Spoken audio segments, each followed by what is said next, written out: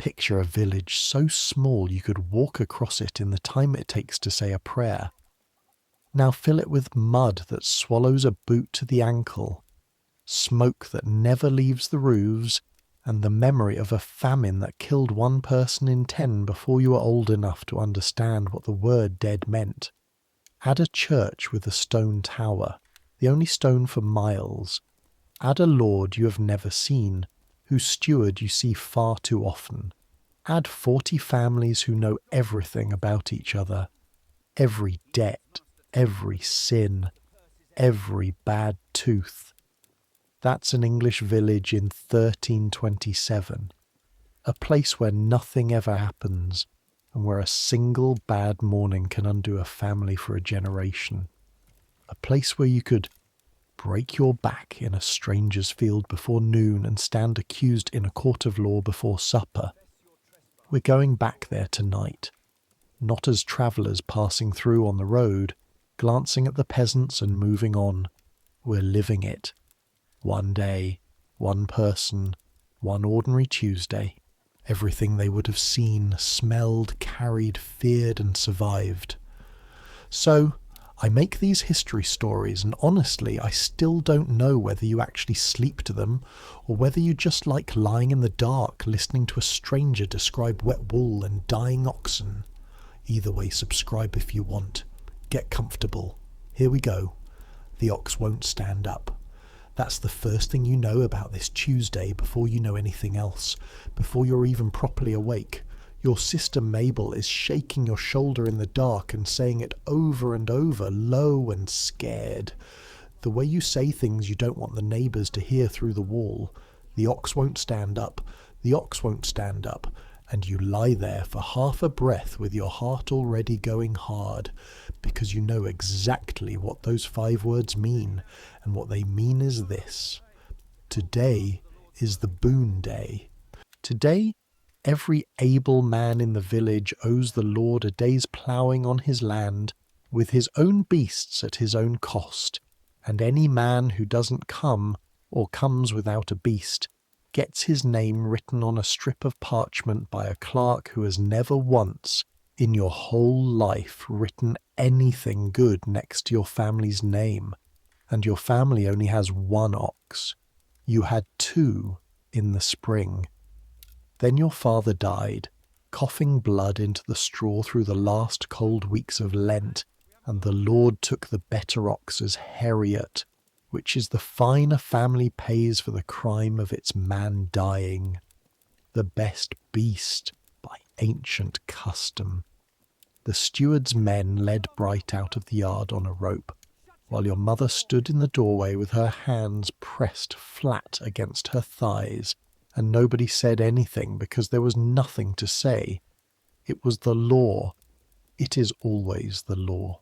So now there is only Stamp, who is old, and whose breath this morning, when you crawl through the low door into the byre end of the house with a rushlight shaking in your hand, comes out of him in long wet groans that you can feel through the floor. The byre is not a separate building. Understand that first.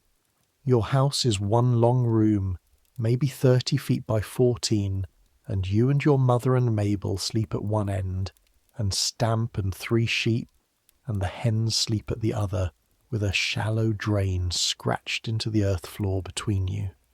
In winter the animals are the only heating you have. All your life you have fallen asleep to the sound of a large animal breathing 10 feet away, and it is the safest sound you know. And that is how you can tell, instantly, without being any kind of expert, that the sound Stamp is making now is wrong. You kneel down in the muck beside him. The floor is cold and wet through the knees of your hose at once. He's down on his side, not folded neatly the way cattle lie, but flat with his legs stuck out, and his belly is swollen tight as a drum on the left side. You put your hand on it. The hide is hot. Under your palm, nothing moves the way it should.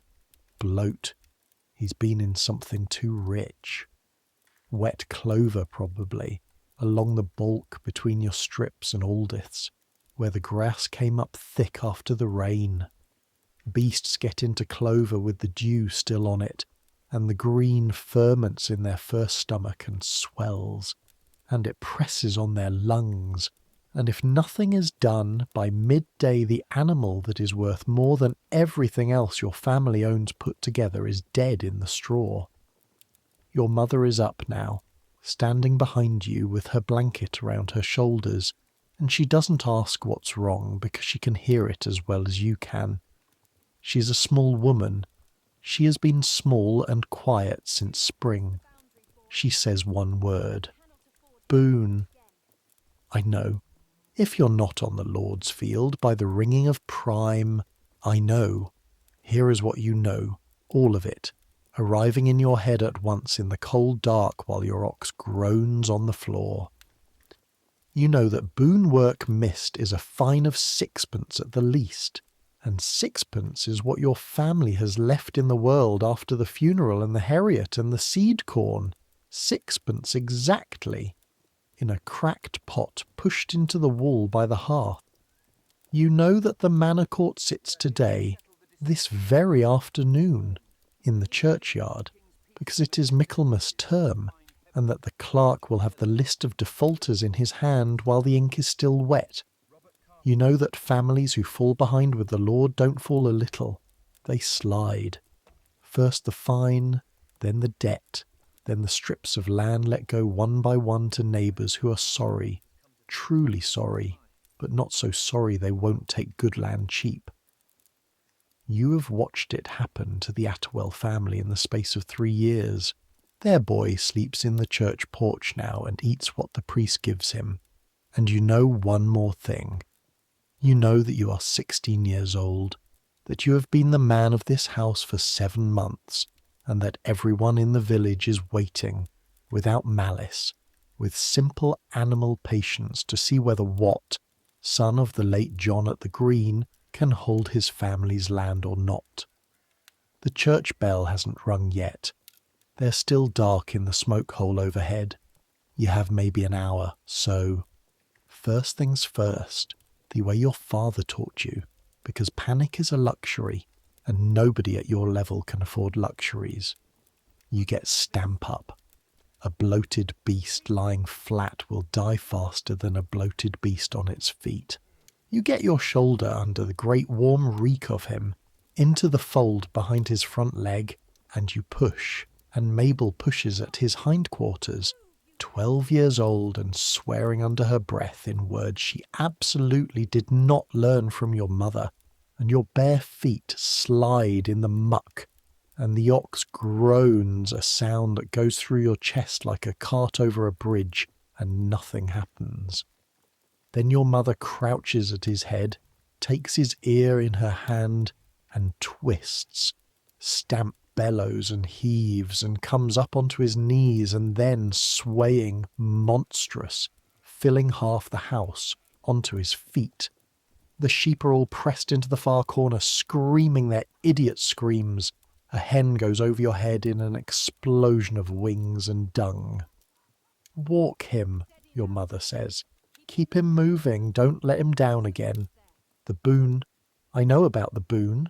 She's already pulling her kirtle over her head, already tying her hair up under her wimple in the dark, because a married woman does not go out with her hair showing, even if the world is ending, and the world this morning, in the small, precise way that worlds end for people like you might be. You'll go to Roger Sylvain and ask for the loan of his second beast. You stop with the halter rope in your hand. Roger Sylvain. Of course.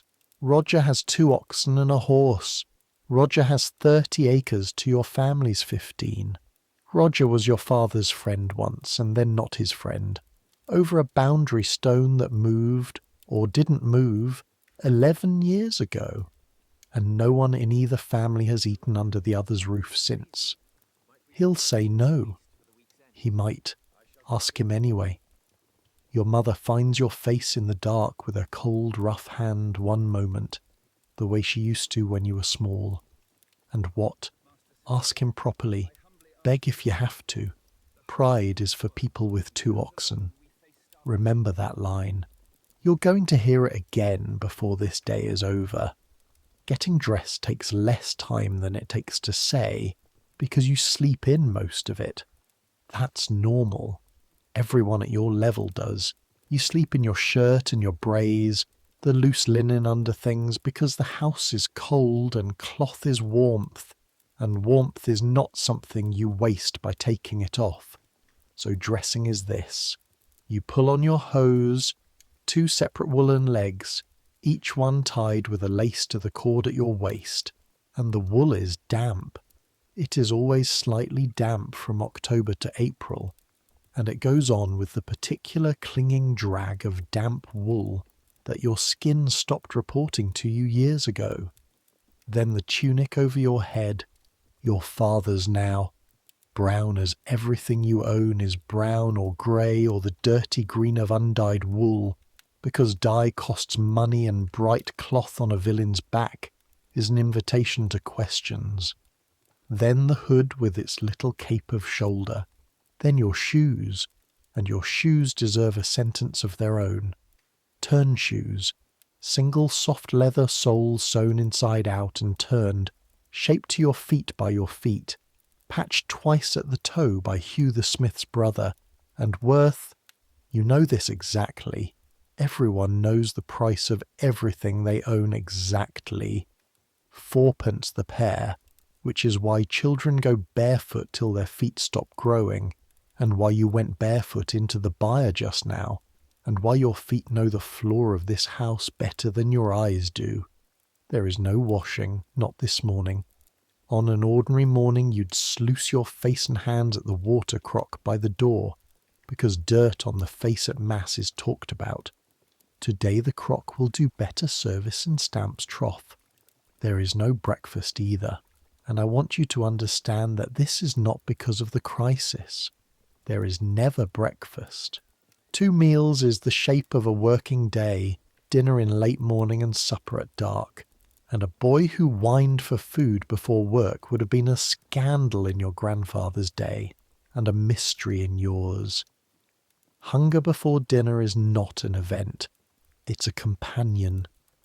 It walks out the door with you, familiar as your shadow, and it stands next to a much older and much worse thing that lives in the back wall of every house in this village.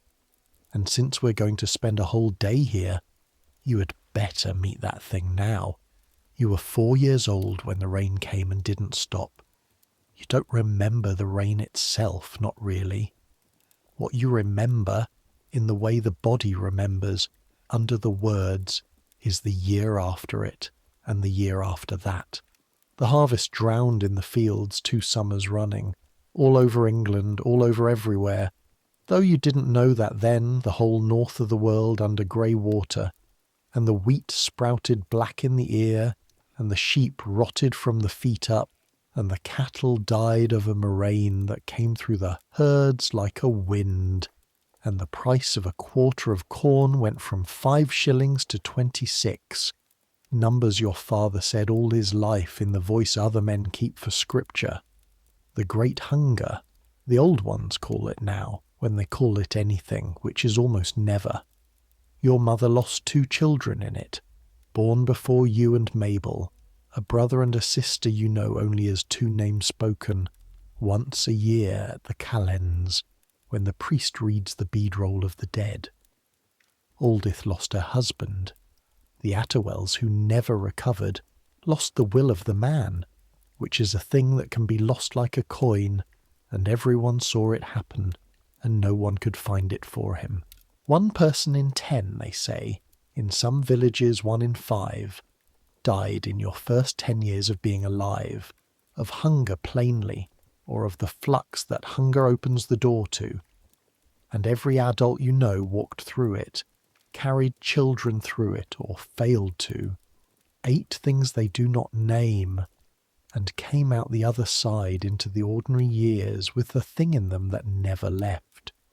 You see it every August. That's when it shows. In the last weeks before harvest, when the old grain is gone and the new grain is almost ready, and every meal gets a little thinner, and it's nothing. It's normal. It's just the hungry gap that comes every single year. And every August the whole village goes quiet in a particular way, and the old ones stand at the edges of the fields watching the wheat turn gold with their arms folded, silent, counting, like sentries who once let the enemy through. Nobody talks about the famine. Everybody, every year, stands watch against it. That is the thing your family's sixpence stands between you and. That is what an ox is. That is why the words "the ox won't stand up" went through you like cold water in the dark, and why you're now going out into a black October morning to put your pride in your fist and knock on the door of a man who hasn't spoken your family's name kindly in 11 years. Your mother presses something into your hand as you duck for the door. Bread.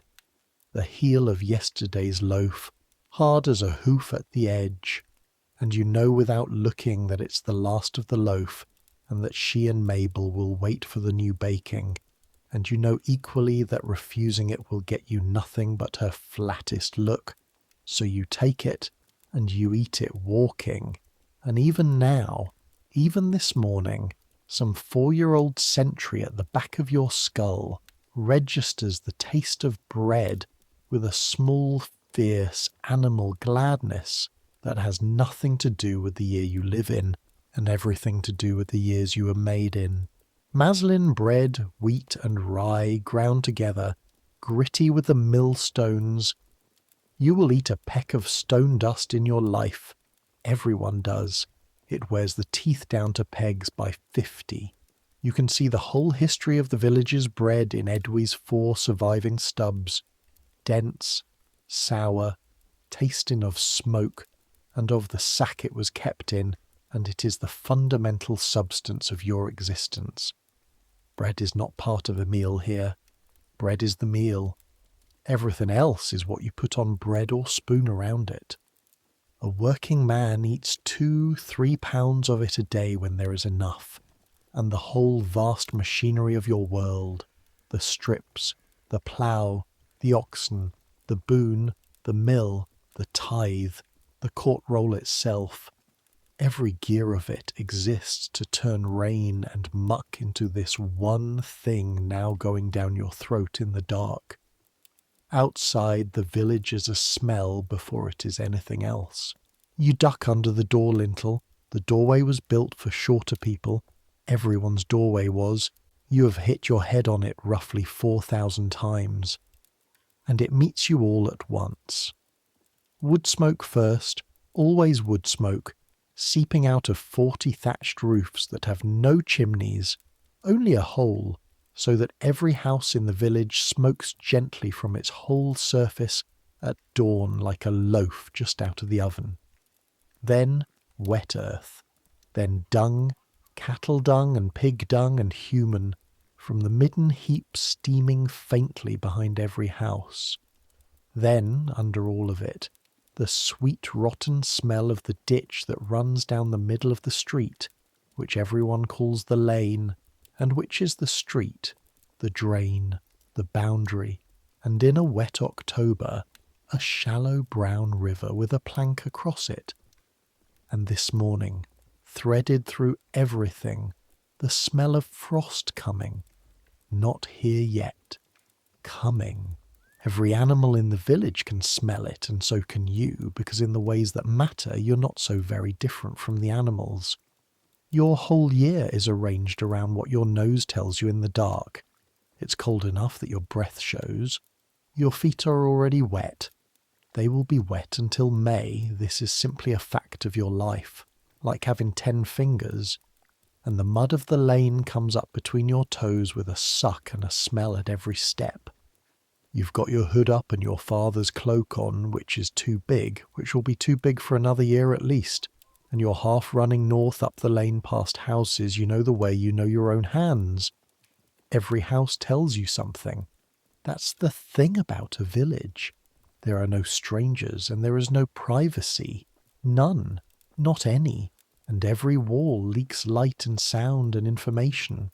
Through the wattle of oldith's wall you can hear her youngest coughing, the same cough as last week, wetter now, and your stomach does a small cold turn, because you have heard coughs go that way before. Outside Hugh the smith's, the forge fire is already awake, breathing red at the seams of the shutters, and you can hear the first taps of the hammer, light ones, the waking up taps, and smell the bitter char of sea coal, which Hugh pays a fortune for and complains about to anyone whose sleeve he can hold. Godwin the Reeve's house has a candle burning, an actual candle, wax, not a rushlight, because Godwin is the Lord's man in the village, elected by the villagers and answering to the steward, paid in privileges and hated on a friendly basis by absolutely everyone. And today of all days Godwin will be everywhere with his tally sticks and his list. The church stands up at the top of the lane against the greying sky, and it is the only thing in your world with straight edges.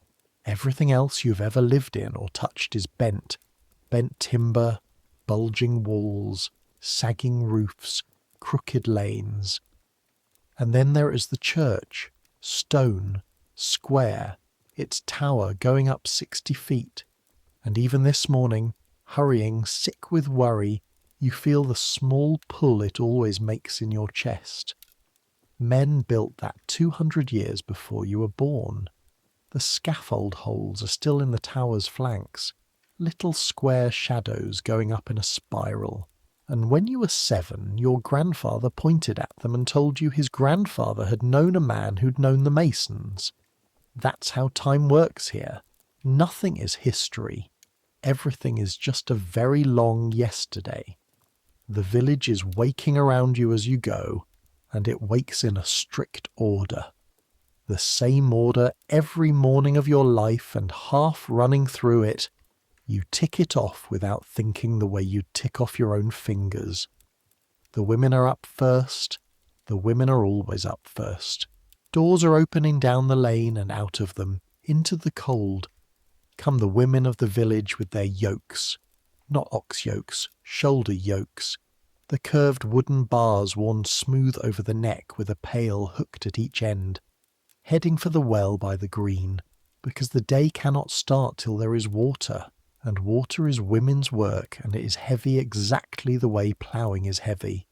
60 pounds of it swaying at every trip, 4 trips, 5, and no bell rings for it, and no lord feeds you dinner for it, and no clerk ever wrote a word of it on any roll.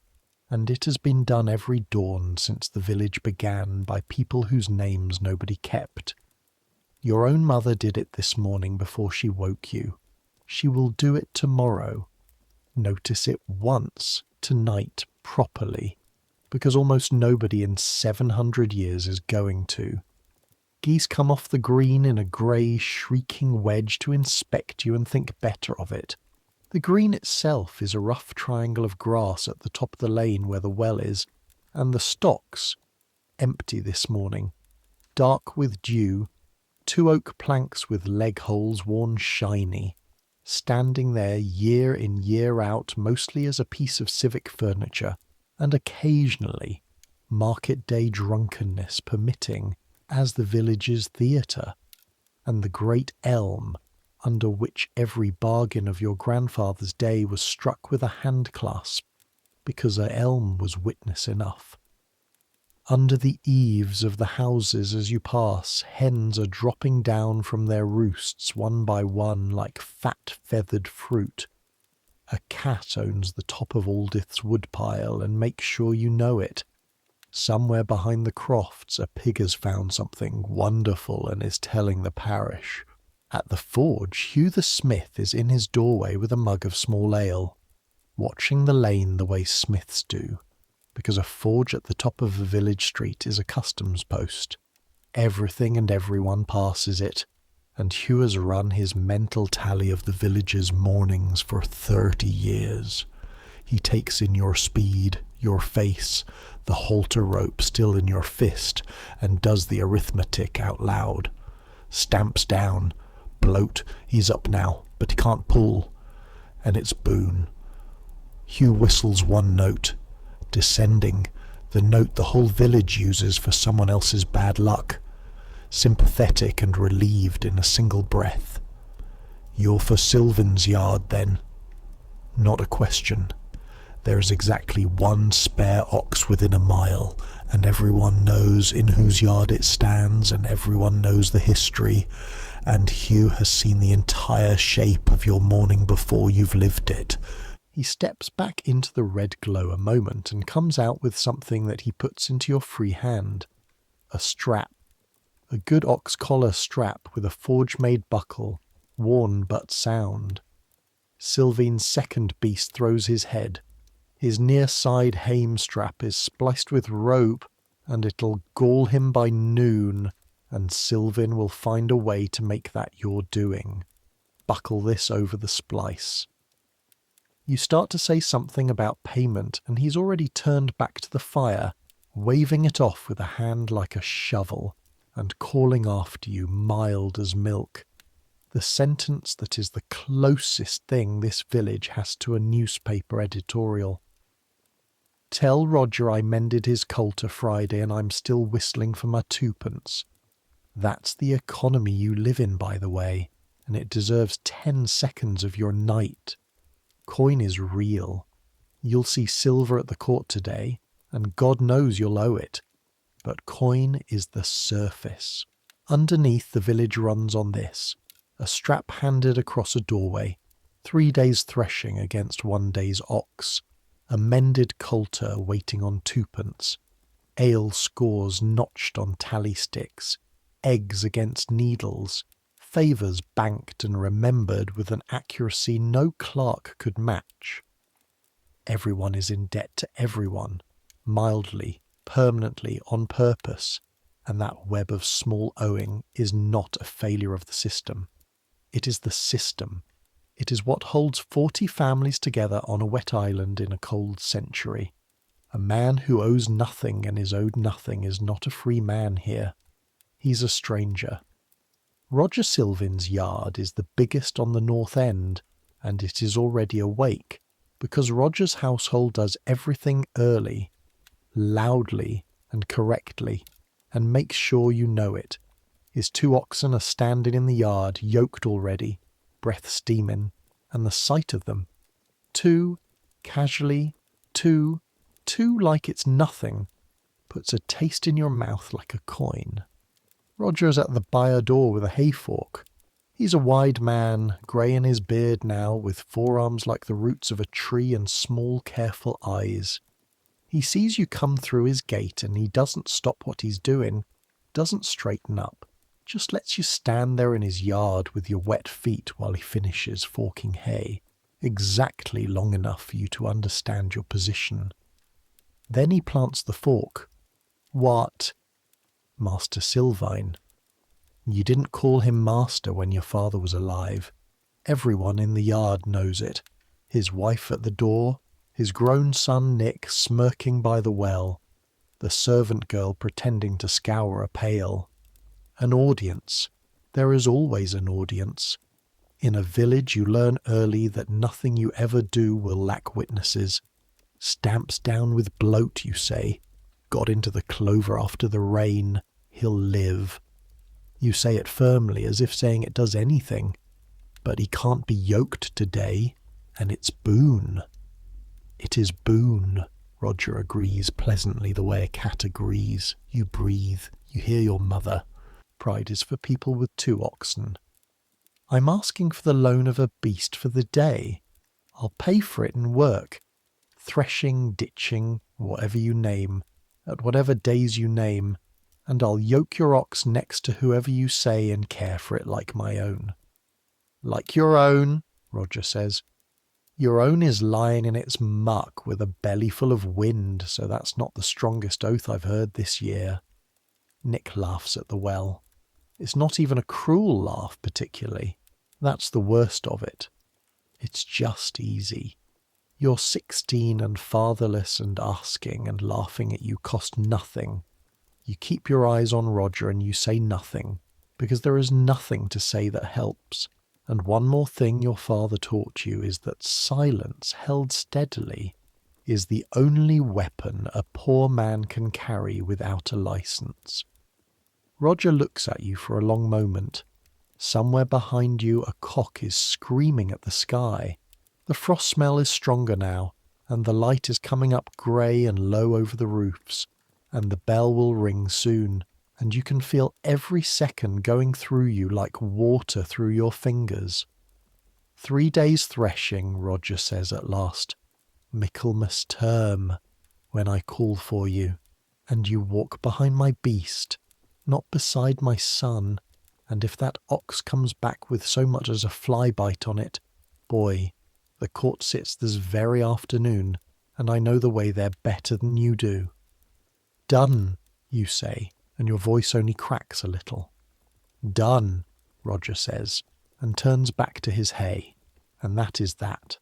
No hand offered. 3 days of your labour for 1 day of his ox, which any man in the village could tell you is a hard rate, a widow's rate, a rate you take when you can't say no, and both of you know you can't say no, and this exact transaction is what it is to be poor in 1327. It's not dramatic. Nobody robs you on the road. You just stand in yards, one after another, all your life, agreeing to things. But you have an ox. And now, while you lead him out of that yard with your heart slowing back down to a working pace, let me finally tell you where you are, because you've earned the introduction. Welcome to a village in the east of England. Call it what its people call it, which is simply the ville, the town, ours. It has a name, some Saxon mouthful about a green and a brook, and it appears in exactly one famous book, the great survey the conqueror's clerks made 2.5 centuries ago, as a line of abbreviated Latin between 2 other lines, and it will appear in few books ever again. In the county of Norfolk, in the first year of King Edward III, in the 1327th year of our Lord. It is October. The feast of St. Michael is just past, which means the farming year has just died and been born again. Harvest is in, the accounts are cast, the new reeve is sworn, the winter ploughing begins, and the manor court sits to tie off all the year's loose threads, of which you, Wat, are this year's loosest.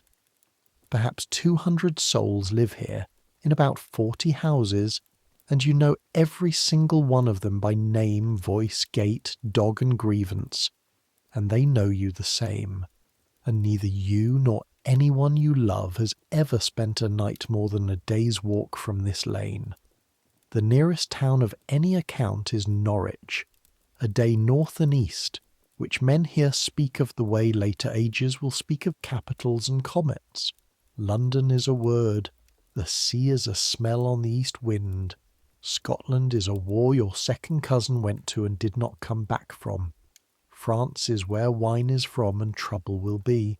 That's the map, the whole of it, and I want it laid out under everything that happens today, because everything that happens today, the ox, the boon, the court, and the thing that is coming tonight that you don't know about yet, everything will happen inside this one small ring of mud and names, and will matter absolutely, the way things only matter in small rings. The ox's name is Garland, and he is enormous, and he does not know you, and he lets you know it the whole way down the lane by leaning. An ox that doesn't trust you doesn't fight you, nothing so honest. He leans, 1,200 pounds of him drifting gently sideways into your shoulder, testing, and you push back with your whole body braced in the mud, and he straightens for 20 steps, and then he leans again. By the time you reach the field, your arm is trembling and the day's work hasn't started. The bell rings prime as you come through the gap in the hedge, You are not late. You want for 1 second to sit down in the wet grass and shake. You don't. Understand what you're looking at because it looks like nothing you know. The Lord's domain field is not a field with a fence around it. Almost nothing here has fences. It is one vast open sweep of land, 40 acres in this one piece, running up the shoulder of the hill in long combed stripes, where the harvest stubble stands pale, and the new ploughing lies dark and wet. And this morning it is filling with the entire male population of your world. 30, 40 men and boys, 11 plough teams assembling in the half-light, oxen roaring at each other in greeting, chains clinking, men blowing on their hands, boys running with goads, and Godwin the Reeve moving through all of it with his tally sticks like a sheepdog that has learned to talk. Everyone owes this. That's what boon means, though the word once meant a favour, a gift. And there are old men who can get bitter about that if you let them. Every villain family in the village holds its land. Your 15 acres, Roger's 30, the widow Aldith 7. Not owned, held from the Lord. And the rent is not only paid in pennies, it is paid in days, in your body. So many days ploughing the Lord's land, so many days at his harvest, carting his hay, mending his mill-leat, and on top of all of it these boon days, which the steward calls a matter of ancient custom and love, and which come with love exactly when your own land also needs you most. The Lord himself you've seen twice in your life, at a distance on a horse. He holds 4 other manors. To him this village is a line in an account roll.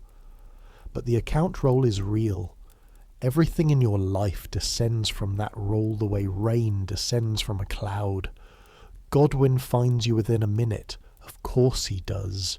He looks at Garland, looks at you, and his eyebrows go up 1/2 an inch, and in that 1/2 inch is an entire conversation. Where's Stamp? What happened? What did that cost you? That neither of you needs to have out loud, because by dinner time the whole village will know every detail anyway, including somehow details that aren't true. Yoke up with Aldith's team is all he says, and notches his stick, and you are officially present. Your name will not be on the clerk's list. You could weep with the relief of it, and it is not yet fully daylight. Then the work starts, and the work is the day, and I need you to understand what ploughing means, because it is nothing like the word sounds. A plough team is 8 oxen. No single family in the village, except perhaps Rogers, could dream of fielding 8, so a team is an alliance.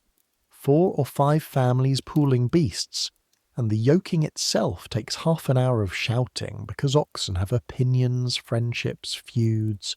Garland gets yoked forward left and immediately swings his head and hooks a horn at his neighbour, and the neighbour bellows, and Aldith's old man, Edwy, who's been driving teams for 50 years and has a face like a walnut and about 4 teeth, wades in among them, slapping necks and crooning at them in a low sing-song that isn't quite words, and something about it settles them, the way it always does, and no one, including Edwy, knows why.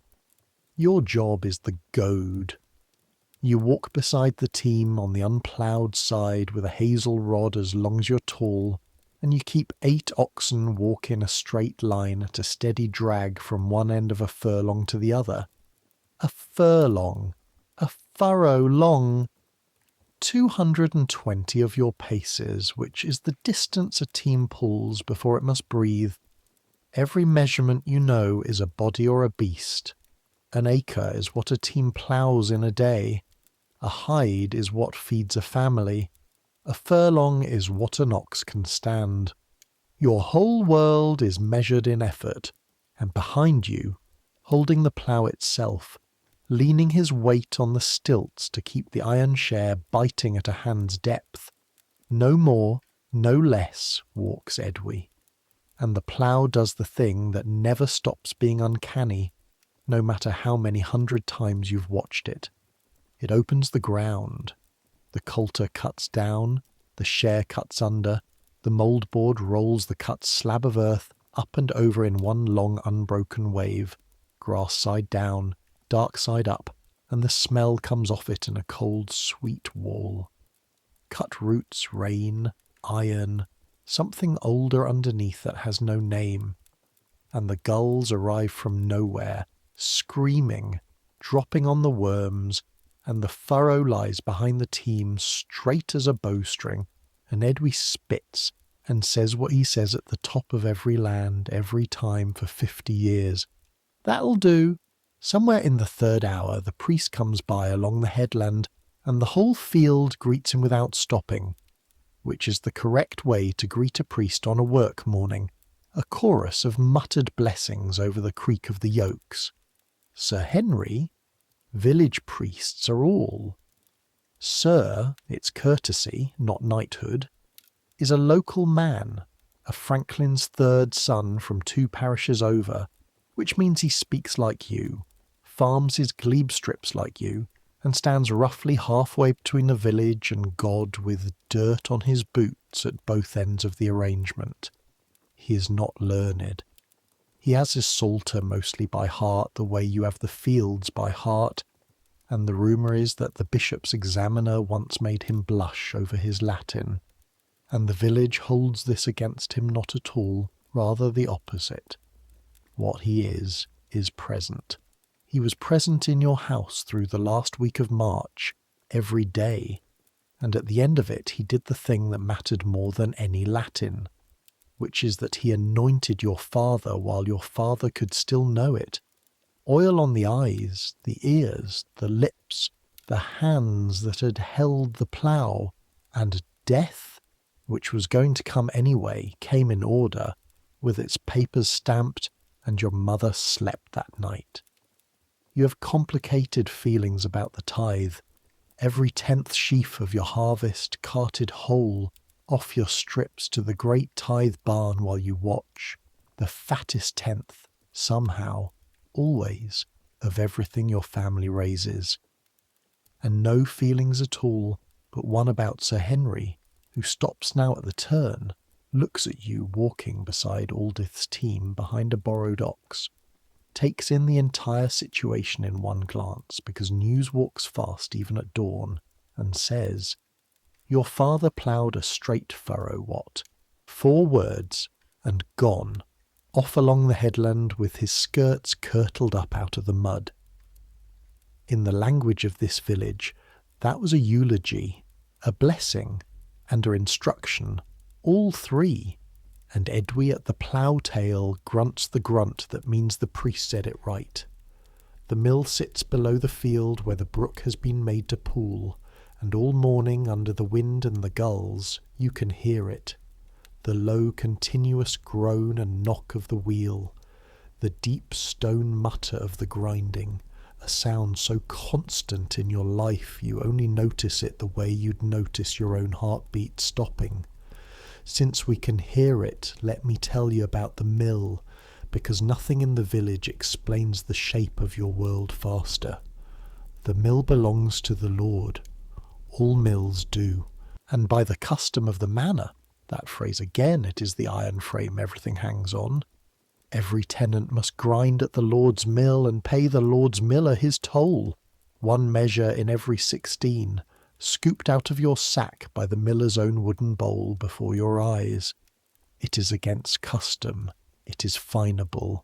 It is an offence written 100 times in the court roll, to grind your own corn at home in a handquern like a free person of the ancient world. And here is what tells you everything. Half the houses in this village have a handquern hidden anyway, under the bedding straw in the cabbage croft behind a loose wattle panel. Your family's is buried in a sack of fleece. Every so often the steward orders a search, and querns are seized and broken, and the broken stones. I want you to know this is true. It happened at an abbey not far off in your grandfather's time, and the story is told in every alehouse in 3 counties.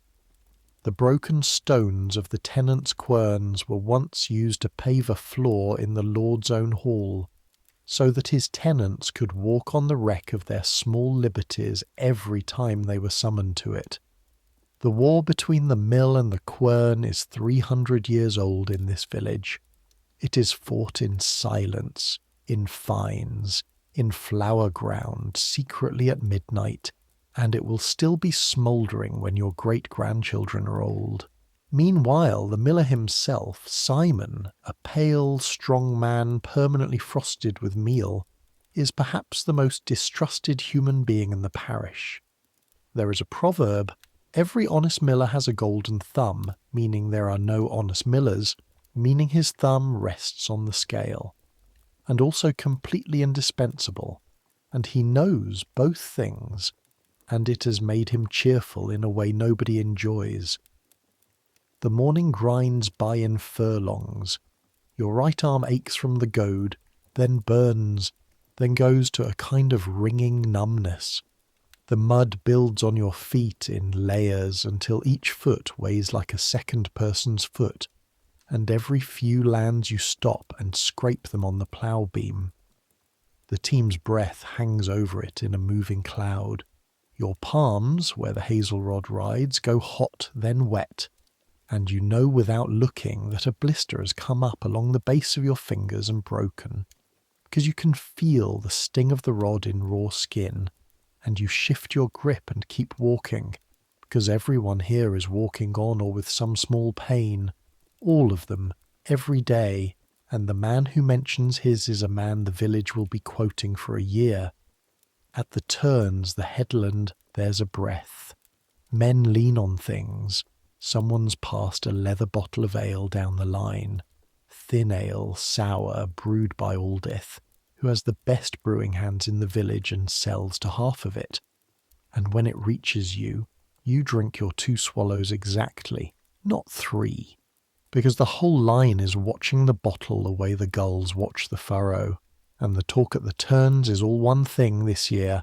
The talk is the king, because here is what you know. In October of 1327, standing in the mud of a field at the edge of nowhere, you know that England has had 2 kings this year. You know that the old king, the 2nd Edward, was put off his throne in the winter. Put off. Pushed off. No man says the strong words out loud.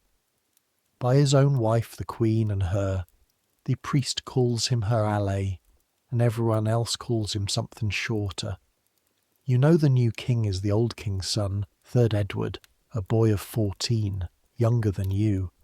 That facts it strangely in every head in the village. The King of England has fewer years than the boy goading all.This team.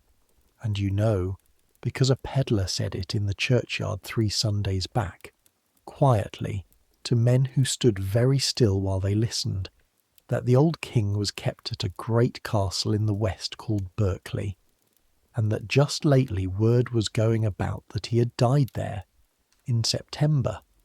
Of a sickness, the word says. Nobody in this field believes it was a sickness. Nobody in this field says so. That's the shape of news here, and I want you to feel it. No proclamation has reached you. No one can read. Everything you know about the fate of kingdoms has come to you on foot, through the mouths of pedlars, carters, pilgrims, a friar with dust to his knees, each of them adding a little, rounding it, and by the time it reaches your field, the death of a king has the texture of weather. Something enormous happened, far away, above you, the way thunder happens above a beetle. Old Edwy, at the turn, sums up the entire political philosophy of your class in one sentence, delivered to the rump of an ox. Boy king or old king, the boon still falls on Tuesday. And the team leans into the yokes and the ground opens and the gulls come down screaming. By the time the sun stands as high as it means to stand, which in October is not very high, a pale coin behind cloud, Your body has stopped being a collection of parts and become one single dull ache with eyes. And then the horn blows from the headland, one long note, and the whole field exhales at once, and it is the boon dinner. This is the other half of the bargain, the half the steward means when he says the word love. On a boon day, the Lord feeds you. It's custom, written into the same ancient memory as the work itself, argued over in exactly the same way. There are men in this field whose grandfathers went to law over whether the boon loaf should be wheat or maslin, and the food comes out from the manor kitchen on a cart. Bread, cheese, a great iron cauldron of pottage with actual bacon in it, and ale. Real ale, not the thin stuff. And here is a thing that would take you years to explain to someone from another time. This meal is the best meal most men here will eat between now and Christmas, and everyone knows it, and everyone resents the day, and everyone eats like kings, and both things are completely true at once. You sit on a heap of sacks with your bowl between your knees. The pottage is barley and beans boiled to velvet, onions gone sweet and slippery, and salt, deep, proper, expensive salt, and threads of bacon through it, and it is so hot and there is so much of it that a kind of ringing quiet falls over 40 men, broken only by the scrape of spoons and someone's dog whining at the edge of it all, and you eat until the ache in your arm belongs to someone else. And since you're sitting still for once, with hot food in you and the whole village around you on the stubble, let me tell you plainly what you are in the eyes of the law of England, because tonight of all nights it matters. You are a villain. The word will curdle centuries from now into villain, and that slow curdling, the name of your whole class of people becoming the word for a wicked man, will tell future ages everything they need to know about how your betters saw you. Here is what it means now in 1327, itemized, the way the lawyers itemize it. You cannot leave, not the manor, not for good, not without the Lord's license and a yearly fine for the privilege of being elsewhere. A villain who runs is fetched back like a strayed beast, and there are men who make a living fetching. You cannot marry off the manor or marry at all strictly without a fine. You heard the merchant paid in court an hour ago. What you own, in the last iron reckoning of the law, your lord owns. The heriot that took Bright in the spring is that principle with an ox's face on it. You cannot take your lord to the king's court, not for anything touching your land or your services, because to the king's justices the matter of you is your lord's private business, like the drainage of his fish ponds. Your children are born to all of this as surely as they're born with your chin, and yet hold the other half of it, because you hold both halves every day of your life, and so does everyone chewing around you.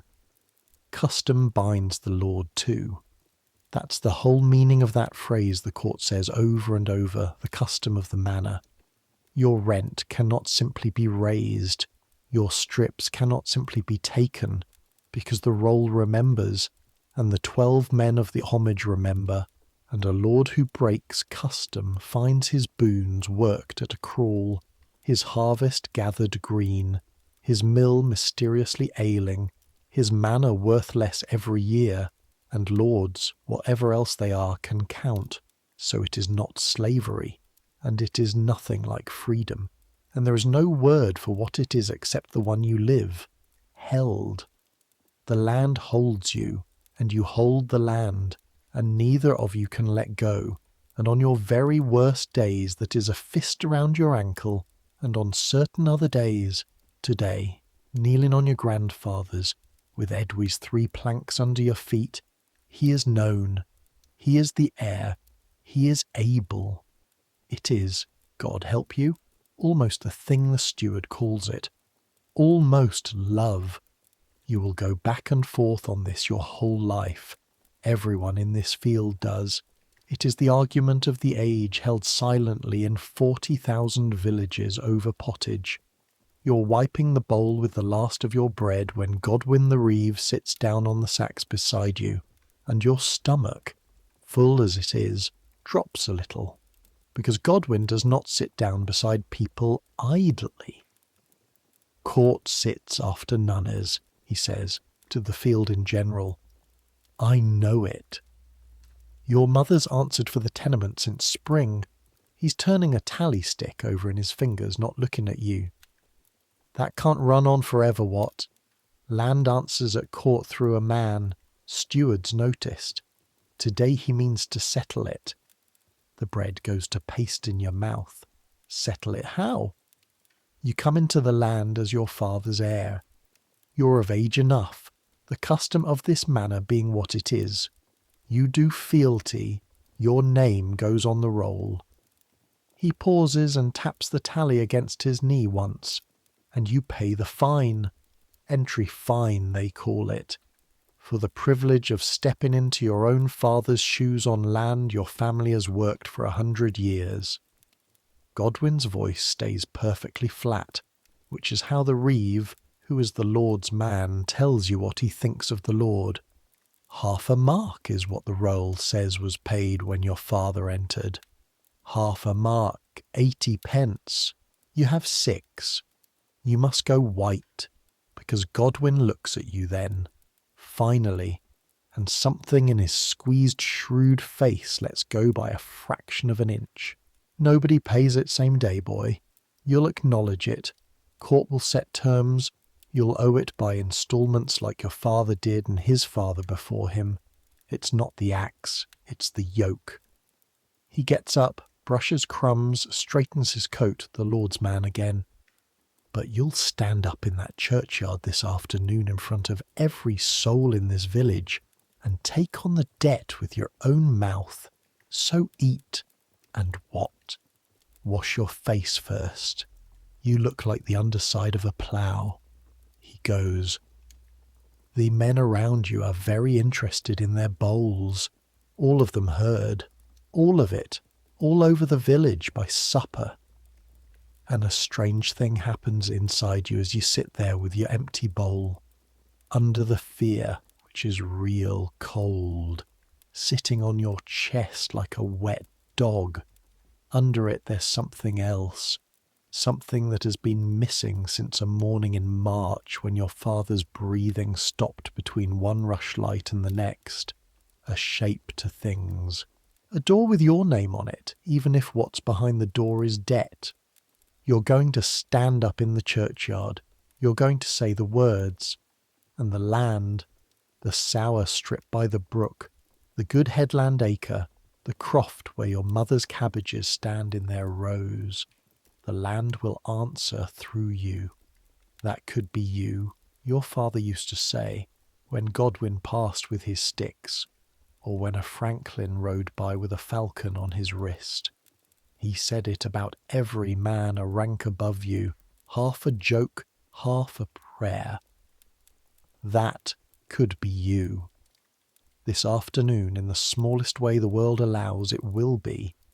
Before the teams take up again, Edwy calls you to the plough itself, and this is not nothing. Take the stilts, he says. A tenant should know his ground from the tail end. And so for 2 lands, only 2, but you will remember them on your deathbed. You hold the plough of a working team, and you learn in 400 paces what 50 years put into Edwy's hands.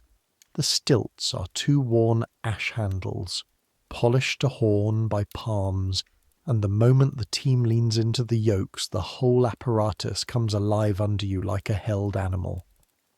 The share finds a stone, and the shock comes up through the beam into your wrists and shoulders and teeth.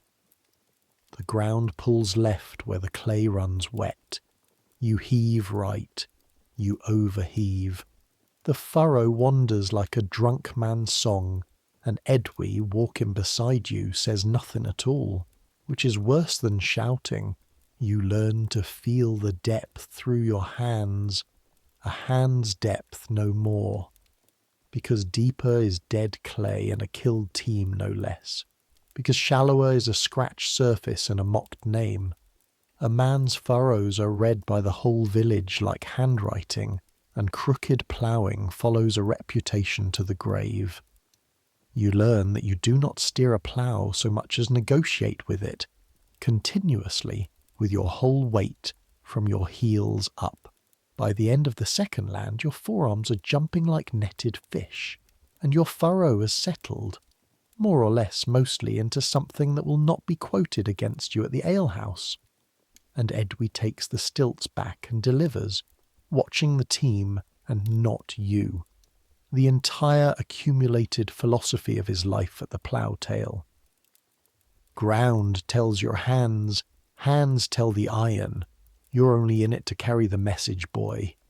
The day you think you're ploughing is the day you plough crooked. Carry the message. You will find over the years that this sentence works on nearly everything.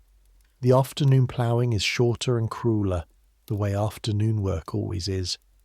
The ale sits in the men's legs. The oxen have decided in their vast slow parliament that they are finished, and must be persuaded otherwise furlong by furlong. The light starts leaning long across the stubble before you've done the last land, and the frost smell is back closer now. And Edwy drives the final furrow with his chin sunk in his hood, and when the share comes out of the ground at the very end, he does not say that'll do. He says nothing, which from Edwy is a whole sermon on the subject of being 70 years old in October. You walk Garland home first, before anything else, before the court, and you go over him in Roger's yard, in front of Roger like a groom with a warhorse, legs, feet, hide, the yoke galls, everything, narrating it, making Roger nod at each item, because you will not give that man the gift of a complaint.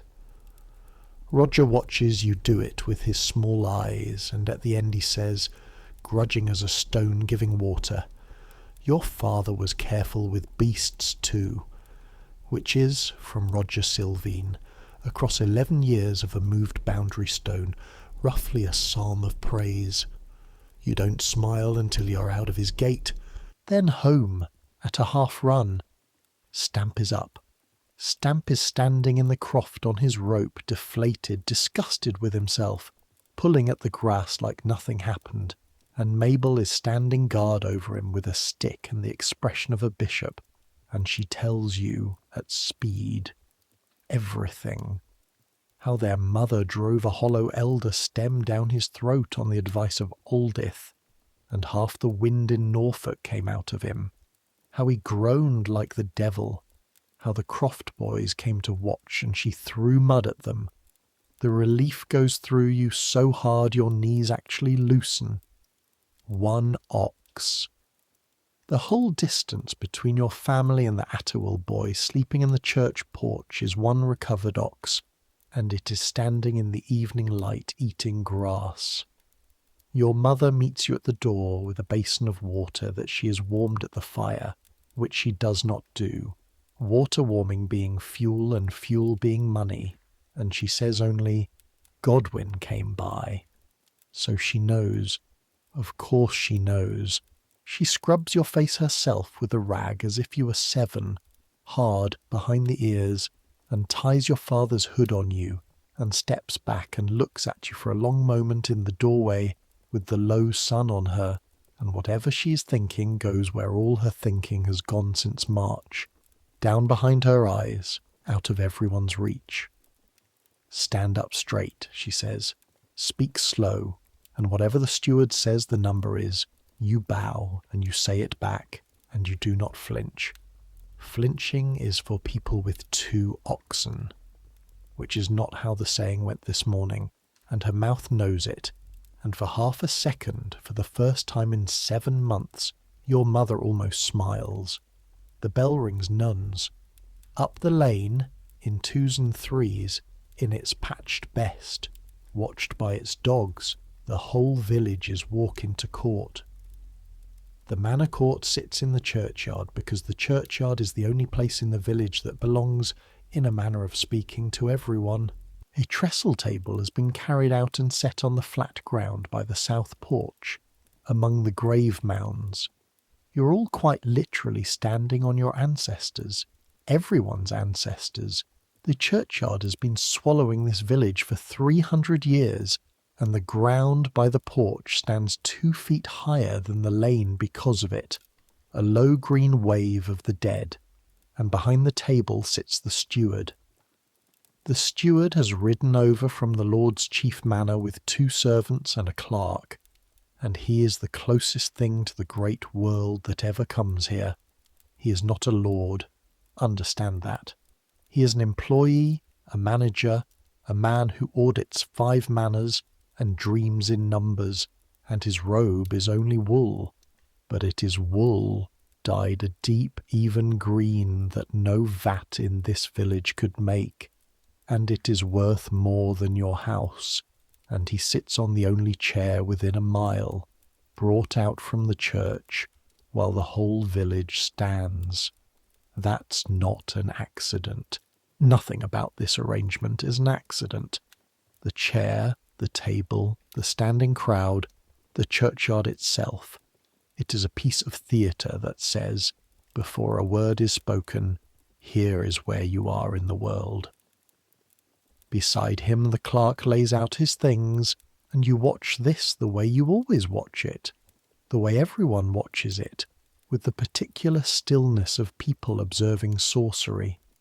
A roll of parchment, sheepskin scraped fine, the record of this village's whole legal existence going back before anyone living. Quills, a knife to cut them, a horn of ink.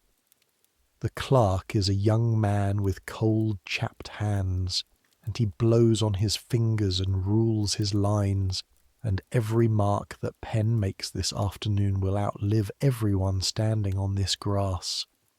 That, too, everyone understands without being able to read a word of it.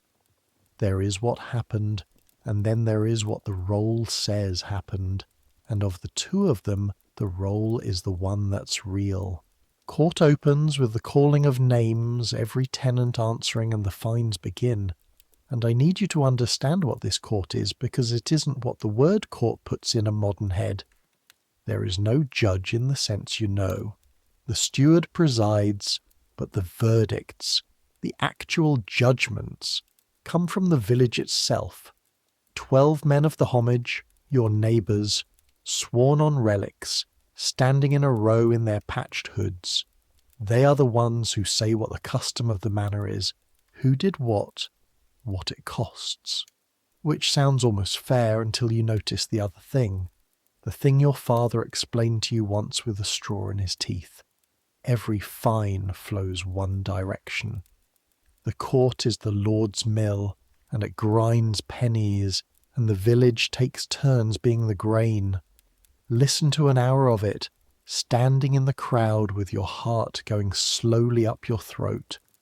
William Croft, for that his pigs broke into the Lord's stubble, 2d. The pigs in question are known personally to everyone present. Someone laughs. The steward does not. oldeth the widow, for that she brewed and sold ale against the assize, which means her ale was good and everyone bought it, and the fine is not really a fine at all, but a licence wearing a fine's clothing, and Aldith pays her 4d with the serenity of a woman folding it into the price of the next brewing, and the 12 men keep their faces solemn, and every one of them will be drinking her ale by Sunday. 2 brothers, for a bloody quarrel over a hedge line, 6d each, and ordered to be lovers. That is the actual formula, the clerk writes it. Sintamantes, let them be lovers, let them be friends. By next court or pay double. The brothers stand side by side, radiating hatred, and mumble their agreement, and the whole crowd rustles with the pleasure of it, because this feud is the village's favourite entertainment, and everyone knows 6d won't end it. A case of the hue and cry from August. A stranger caught in the night lifting linen from a hedge, and the woman who caught him raised the hue, which is not a figure of speech, it is a legal act, a scream with statutes behind it, and every soul within hearing was bound by law to drop everything and run toward it, and did, and the stranger was taken in the bean field by what amounted to the entire able-bodied population of the South End, and delivered roughly to the Lord's court. Here's the detail that tells you what world you live in. The court also checks whether the hue was raised justly, because a false hue, screaming the village awake over nothing, is itself finable. Order here is not kept by any constable or watch. There are none. Order is kept by everyone, mutually, mandatorily, and it is organised down to the last man. Every male over 12 in this village, you included since 4 years ago, is enrolled in a tithing, a group of 10 neighbours who stand legal surety for each other's conduct. If your tithing brother offends and runs, your tithing answers for it in coin, so that the village polices itself the way it fights fire and gets in harvest, which is to say collectively, because there is no one else. There has never been anyone else. There is no state down here at the bottom of England. There is only each other. Organised. The steward confirms the tithings, swears in 2 new 12-year-olds who stand scarlet with the occasion while their fathers look on, and moves down the roll. Then the elections, it being Michaelmas. The village must choose its reeve for the coming year, and this is the annual comedy that everyone savours, because the reeveship is an honour that no sane man wants. A year of dunning your own neighbours for the Lord's dues, answering with your own purse for every shortfall in the manor's accounts, being despised upward by the steward and sideways by everyone you were baptized with. And so the election proceeds by a time-honoured liturgy of men loudly proposing each other and pleading their own infirmities, bad backs materialising on the spot, until Godwin, who has done it 6 years and does it well and complains of it the way a man complains of a wife he'd kill for, allows himself to be rechosen with the face of a martyr and the private satisfaction of a king, and the whole churchyard enjoys every minute, and the clerk writes 1 Latin line: a man fined for taking the Lord's dead wood without leave, a woman fined because her daughter married outside the manor. Merchie, the fine is called, the price of a villain blood leaving the Lord's stock, and the crowd goes very quiet during that one, because there is no way to dress that fine up as anything but what it is, which is the Lord being paid for the loss of a person, as if the girl were a heifer sold at market. The mother pays. The quiet holds a moment after, like the air after a slap. Then the clerk's pen scratches, and the day moves on because it always moves on. And then the steward looks at his roll, and looks up and says your father's name. Not yours.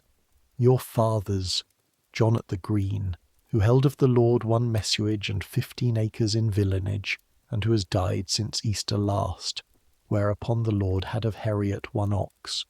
The clerk reads it out in his flat sing-song, and hearing your family's grief rendered into that language, into inventory, 1 message, 1 ox, does something to the backs of your eyes that you have to stop, hard now, because 200 people are turning to find you in the crowd. Comes now the heir, the steward says. Your mother's hand touches the small of your back, once, so lightly no one could see it, and you walk forward through the crowd of everyone you've ever known, out into the open grass before the table, onto the green wave of the dead, and you pull off your hood, and the evening cold sits down on your bare head. The steward looks at you for a moment. He has a tired, exact face, the face of a man who has done this in 4 other villages this week. Your name? Walter, sir, son of John at the Green. Your age? 16 years, sir, or near it. The steward glances at the 12. Is he known?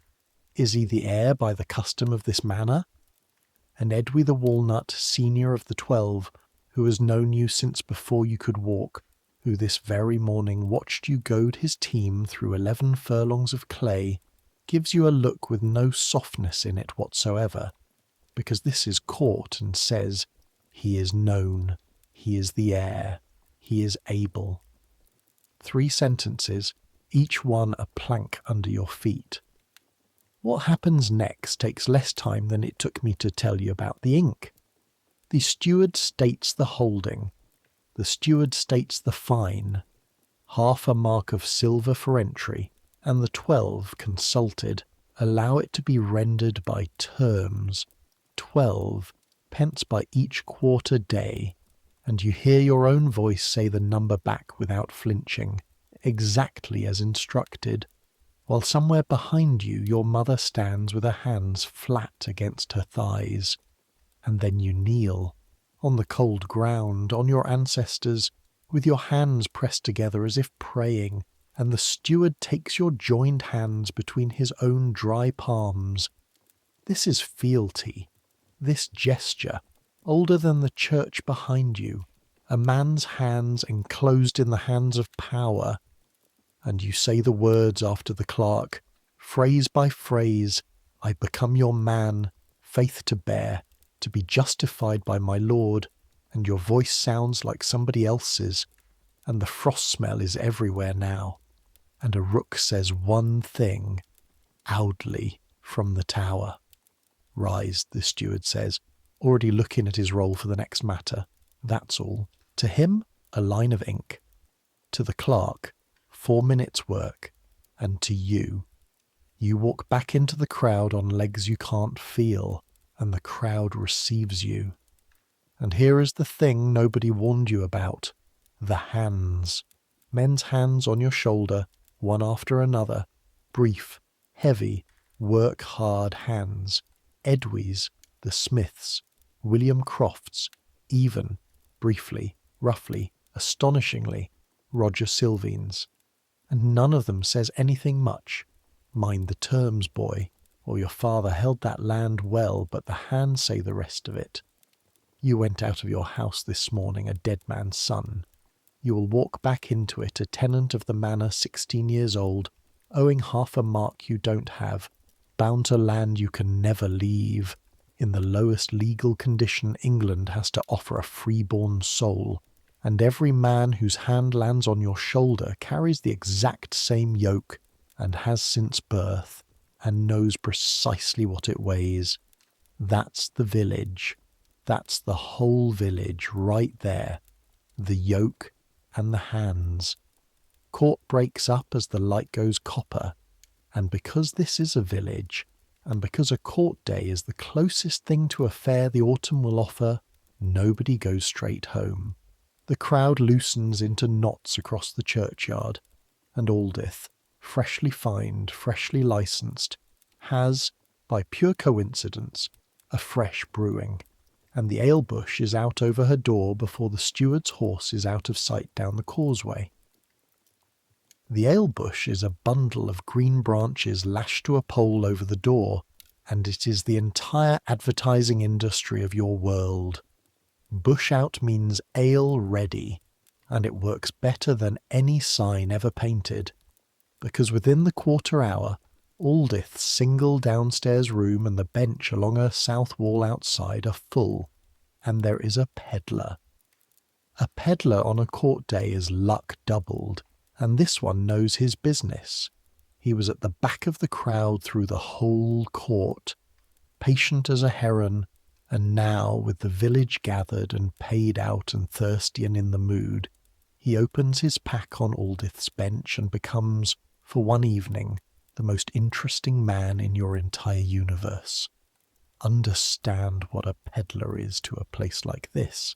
He is the market that comes to you, and he is the news that walks. Out of the pack, in careful order, best lit things first. Needles. Real drawn steel needles, which no one in this village can make, and which every woman present prices instantly in eggs. Pins.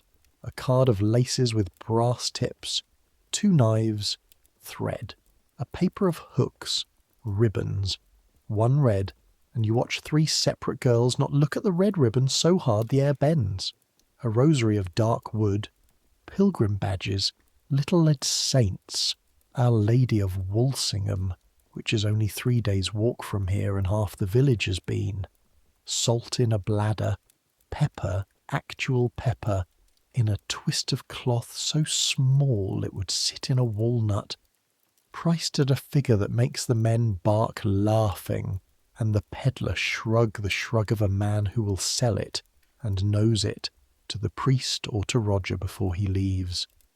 But the goods are only half his stock. The other half he gives away free, 1 careful cupful at a time, because it's what keeps his welcome warm from village to village. He has come up from the Thetford road this week, and before that from Bury from the fair, and he talks. Prices first. Wool is holding, corn is easing, thank all the saints together. Then wonders. A 2-headed lamb shown for money at Bury fair. A friar preaching such hellfire at the market cross that 3 cut-purses reformed on the spot, for at least the afternoon, and then, with the doorway full and the cups paused, the real thing, the thing everyone has waited for without asking. They buried the old king at Gloucester, he says, into the quiet, in the abbey there. Before Christmas is the word, with wax lights past counting, and the new king his son to stand at the tomb. A pause. He turns a needle card over in his fingers, not looking at anyone, and everyone understands that what comes next is the expensive part, the part a careful man says facing his goods. And on the road, they say the old king's heart gave out from sorrow, and the road says a lot of things, and I sell needles. That's it. That's the whole obituary of Edward II of England as it arrives in your village. 1 sentence of fact, 1 sentence of shaped silence, delivered over a pack of haberdashery by a man already changing the subject to ribbons. The men look into their ale. Someone says, God keep all Christian souls, and everyone says it after evenly, which covers kings and commons alike and commits nobody to an opinion. And that is as close as this village will ever come to discussing the deposition and death of an anointed king, because opinions about kings are a luxury, and you know by now what the saying is about luxuries. And within 10 breaths, Aldith is refilling cups, and the talk has turned, has been steered gratefully by everyone at once, to the 2-headed lamb, and to whether Bury men are natural liars or have to practice, and the evening closes back over the news like a pond over a stone.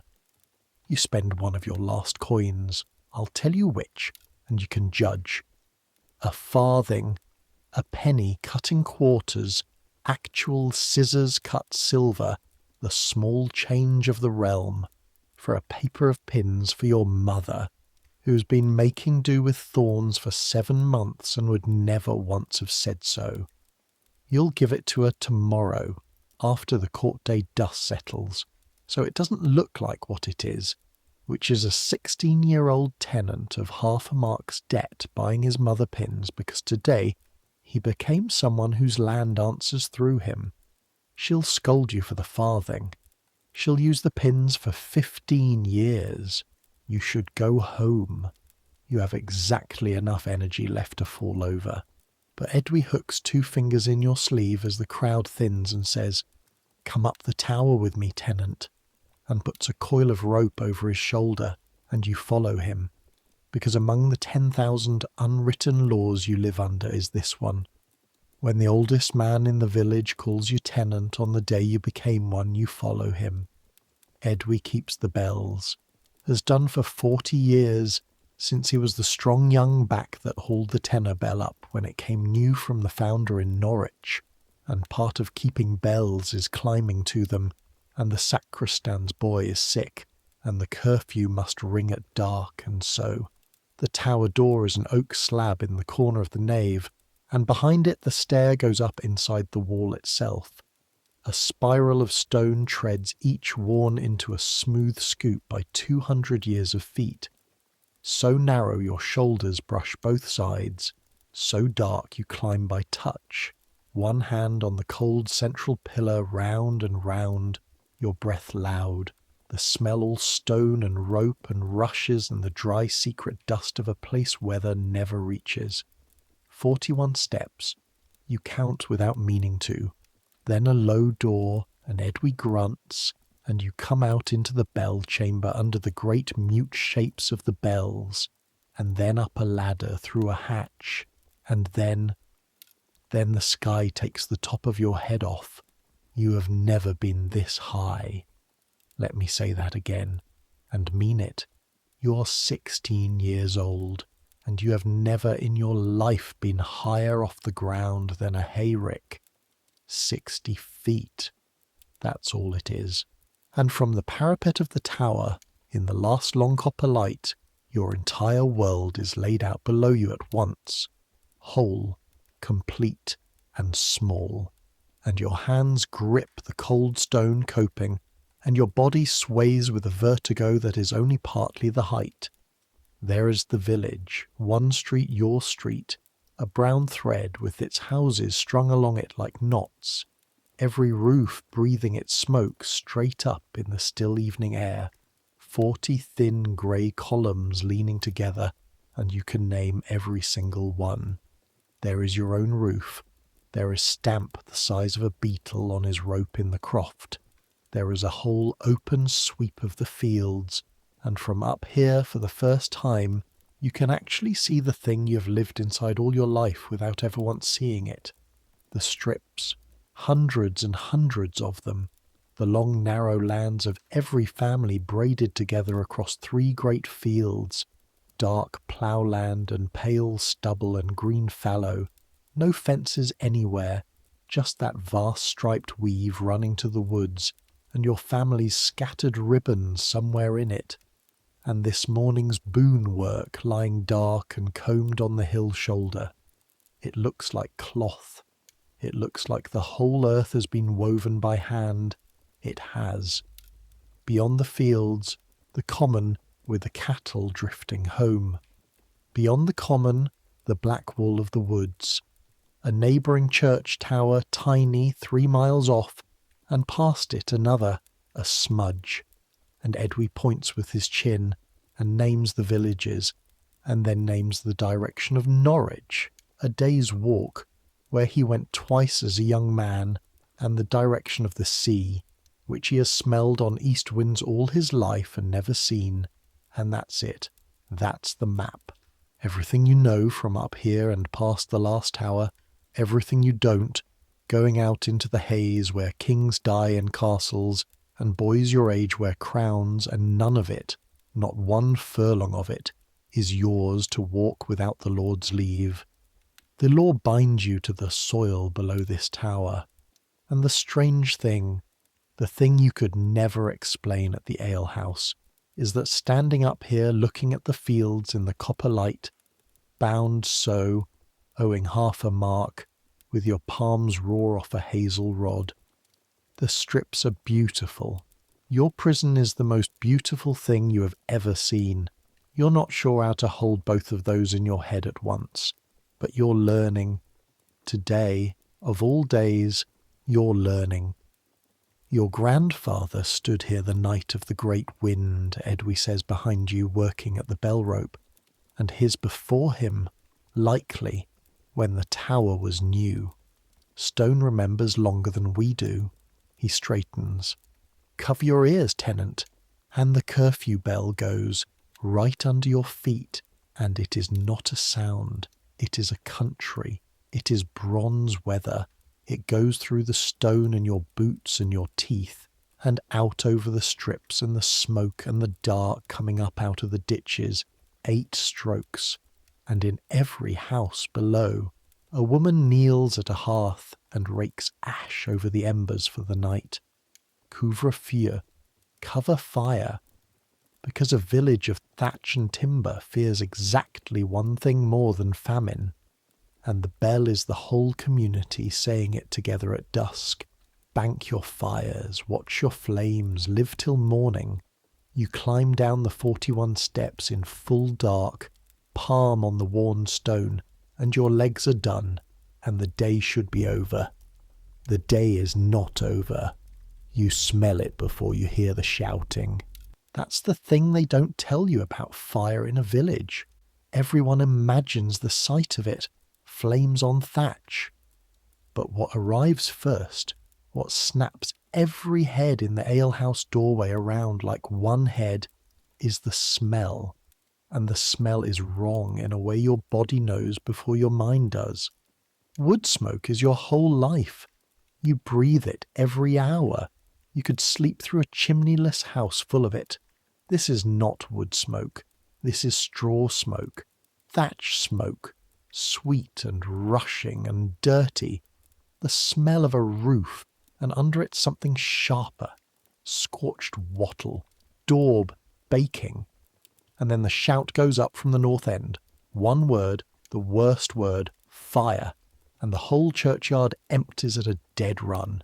It's the Croft's house, William Croft, of the trespassing pigs, whose wife banked the hearth like every other wife at curfew, and whose chimneyless smoke hole has been carrying sparks up into old dry underthatch for 20 years, the way every smoke hole in the village carries sparks up every single night, and every night the thatch says no, and tonight, this one night, it said yes. By the time you round the corner of the lane, the north gable end is showing a seam of orange along the roof ridge. Not flames yet. A glow. A breathing line like the edge of a forge fire, and burning straw is rising off it into the black sky in slow bright flakes, and the flakes are drifting south, toward the next roof, toward all the next roofs. Understand the arithmetic that every person running in this lane is doing at once, because it is simple and it is absolute. There is no one to send for. There is no pump, no engine, no brigade, no town wall with cisterns. There is a pond, 40 buckets, and you. The village is the fire brigade. The village is also the fuel. Every house is timber and straw standing 30 feet from the next. The month is dry October, and a village that loses this fight doesn't lose a house. It loses a street, the barns, the winter's grain, everything, in an hour. It has happened. Everyone knows the names of villages it has happened to. That knowledge is standing in every face the firelight touches. And then the thing happens that you will think about for the rest of your life, which is that nobody panics. Or rather, your Oster, the panic is there. You can feel it in the lane like heat, but it goes into the pattern, because there is a pattern drilled into everyone by generations of curfew bells and burned village stories.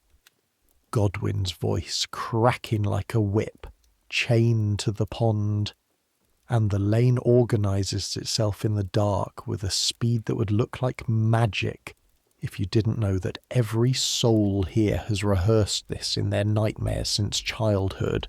2 lines form, hand to hand, from the pond to the Crofts' yard.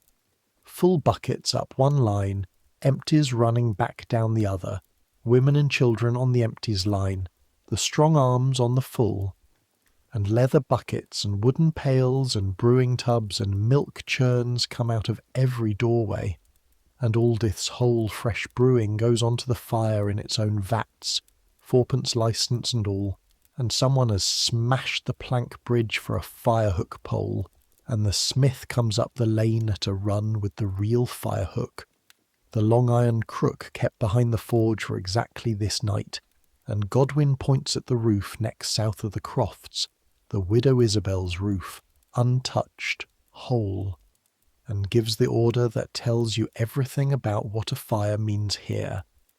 Pull it down. Not the burning roof, the next roof. You tear down the healthy house to save the street. The smith's hook bites into Isabel's eaves, and 6 men haul, and the thatch comes off her rafters in great sliding slabs with a sound like the world clearing its throat, and Isabel stands in the lane watching her own roof be destroyed by her own neighbours to save their houses, with her hands pressed flat against her thighs, and nobody has asked her, because nobody has to, because she would have given the order herself, and come spring the whole village will owe her a roof, and every man will show up to thatch it. And that too is the law, the deep law, the one that was never written on any roll. You are on the full bucket line, 3rd from the yard end, close enough that the heat lies on your face like a hand. And now your world narrows to a bucket. It comes out of the dark on your left, into your 2 raw hands, and it weighs.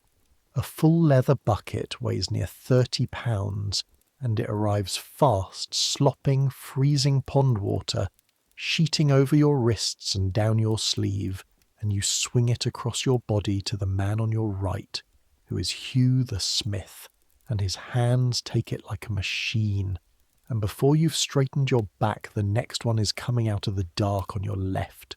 That's all. That's the whole task. Take, swing, give. Take, swing, give. Ice water on your right side, furnace heat on your left cheek, and your blistered palms screaming for the first 50 buckets, and then, mercifully, say nothing at all, gone somewhere beyond report. Early in it, before the line has fully settled into its rhythm, there is one bad minute. Every fire has one. The old men will tell you after, the minute that decides which story this is going to be. And the bad minute is this. A count of the Croft children comes up one short.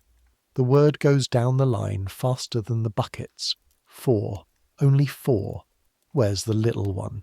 And the whole lane's blood drops a degree, and William Croft comes off the line and toward the burning doorway with his arm up over his face, and 3 men on him instantly, hauling him back bodily, his heels furrowing the mud, because a thatch fire eats a house's air before it eats the house, and everyone knows what a doorway like that gives back. And then the shriek from down by the pond, Aldith's shriek cracked with relief. Here, she's here, she's here. The girl had bolted at the first shout. The sensible animal way a 5-year-old bolts, all the way to the water, and been standing small and silent among the legs of the bucket fillers the whole time, gripping a stranger's skirts. The word runs back up the line, all 5, all safe, and 40 pairs of shoulders drop half an inch at once, and William Croft stands a moment bent over with his hands on his knees, in the firelight like a man who's been struck, and then he straightens and wipes his face with his wrist, and takes his place back in the line, and the buckets go on. That was the minute. That was the whole difference between a story the village will tell with its chin up, and one it would have carried in silence for 100 years, and it turned on a frightened child's legs, and nothing you live through tonight will teach you more about how thin the plank is that all of you are walking, all the time, over the dark. You stop being a person, a little. Everybody on a bucket line does.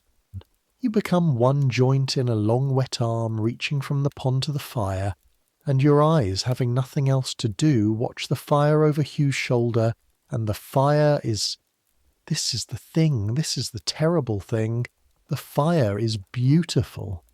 The whole Croft roof is going now, a mane of flame standing off the ridge and streaming south in its own wind, roaring, actually roaring, a sound with a body to it, deeper than the bell, and it lights the underside of the smoke a filthy rolling orange, and it lights the whole lane, every straining face, the pond itself flashing like a fish, and burning straw keeps lifting off it into the black and sailing, gorgeous, deadly, each flake a village killer looking for a roof, and boys are stationed on the roof south with wet sacks, beating the flakes as they land, small black figures dancing on the ridgelines against the glare. The Crofts got out. Hold on to that. Everyone on the line is holding on to it. William, his wife, all 5 children, the baby howling in its sister's arms down by the pond. Even, the village will laugh about this for 30 years, carefully later when it's safe to laugh. Even the pigs. What did not get out is everything else. 20 years of a family's life is burning in front of everyone. Bedding, tools, the loom, the seed corn, the flitch of bacon in the roof, the meal in the ark, every stitch and stick, and William Croft is on the line 4 men down from you, passing buckets to save his neighbours' houses while his own goes up like a torch, with his face perfectly still and orange in the light, and once, only once you see his mouth moving, and it might be prayer and it might be counting, and you look away, because some things a man is owed the dark for. The house itself they let burn. That decision was made in the first 100 heartbeats, made by Godwin and the smith and the fire itself. Pass saving, contain it. So the buckets aren't for the Crofts' house at all. They're for everything near it. Isabel's stripped rafters, the fences, the byre wall, the great oak that leans over both yards, dousing, soaking, wetting the world down while the fire eats what it has, and is given nothing more. Steam comes off the drenched wattle in ghosts. The fire-hook crew works the burning walls inward, pulling the gable down into the fire's own heart with a crash that sends a tower of sparks up higher than the church, and the whole lane flinches as one body, 40 heads tracking the spark cloud as it leans, drifts, and dies over the ditch. Someone laughs, one bark of it, the way people laugh in battles, and then slowly, the way a storm ends, it turns. You feel it in the line before you see it. The buckets stop being desperate and start being methodical. The roar drops to a rushing, then a crackling, then the pop and hiss of drowned embers. The main lies down. What was a house is a low burning tangle inside a square of black steaming stubs, and the buckets keep coming. They will keep coming for another hour because everyone here has heard of fires that were dead and weren't. But the fight is over, and the village won, and it cost one house, one roof pulled down, one family's everything, and no lives. And by the mathematics of an October night in 1327, that is a victory so complete that men are gripping each other's shoulders in the firelight like men who have survived a war because they have. The war lasted 2 hours. It was fought by everyone you have ever met. You end it sitting in the mud of the lane with your back against a wall you helped save, too spent to stand, drenched down one side and scorched down the other, your hands lying in your lap curled like 2 dead crabs, watching the embers breathe. All around you the village is doing the after things. Oldith moving through the crowd with a jug and 1 wooden cup working her way along the line. The Croft children already asleep across 3 different neighbours' laps. Old women wrapping Isabel in someone's cloak, and Isabel looking up at her naked rafters against the stars with the expression of a woman adding sums. Godwin, tally sticks somehow already in hand, counting buckets back to their owners by firelight, because leather buckets are wealth, and the lords are stamped, and even tonight, even now, the roll must balance. Edwy lowers himself onto the wall above you with the sound of a ship settling. For a while he says nothing, which is his best language. Then, "You know what happens now, tenant. You do. You've seen it, twice in your 16 years, after the fire at the mill and after the Atwells lost their barn. tomorrow at first light the village will be in the croft steaming yard with shovels. Within a week there will be timber given or lent. The Lord will grant houseboat from his wood, and the steward will make a virtue of it, and wattle cut and daub trodden, mud and straw and dung worked by everyone's bare feet in a pit, while the children scream with joy at being ordered into the mud.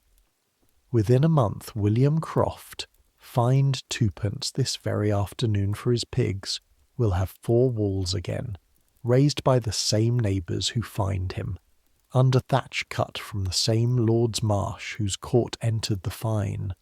Seed corn will arrive at his door in small sacks, a peck here, half a bushel there, no notes attached, and it will be paid back over years, and everyone will pretend not to be keeping count, and everyone will keep count exactly, and it will all balance because it must, because the village is 40 families in an open boat, and the sea is very large. Nobody outside will ever know this happened, you say. You don't know why you say it. The night is making you strange. Not Norwich, not the king, nobody. Edwy considers this with the ember light in the cracks of his face. The king had his own house burned down this year, one way of speaking, he says. Nobody here helped him carry water either. He puts his hand, 80 years of rope and plough in it, a hand like a root, briefly on top of your head, the way you'd gentle an ox. Go home, What at the Green. You've done a man's Tuesday. What at the Green. Your father's name, and now, since about the hour of noon's, yours. You get up off the ground in 3 separate movements, like an old man, like Edwy. But you don't go home. Not yet, because Godwin is setting the watch. And when his eye comes down the line of survivors and lands on you, you already know, and you're already nodding, because a man who did fealty at Nones does not beg off the fire watch at night. Not this night, not with the whole village looking on, and both of you know it, and this is how the village teaches. It simply hands you the next thing your new name is for. The watch is 2 men at a time till dawn, turn and turn about, sitting up over the burned ground to catch any ember that thinks itself clever. Your turn is first, the evening turn, and your partner, the village does have a sense of humour, it just runs deep and slow, like the brook under ice, is Nick Sylvain, Roger's son. The boy who laughed at you across the well this morning 300 years ago in another life before the court and the fire. The 2 of you sit on an upturned trough at the edge of the crofts yard with a bucket apiece and a rake between you, and for a long while you say nothing at all, because there is nothing that needs saying, and you watch the ruin breathe. A burned house at night is a strange live thing. The heap settles as it cools, shifting with small secret slumps and sighs, and every few minutes some pocket of ember opens an orange eye somewhere in the black tangle, and looks at you, and one of you gets up, unhurried, and rakes it apart and drowns it, and sits back down. Steam wanders up off the wet ground in slow ropes.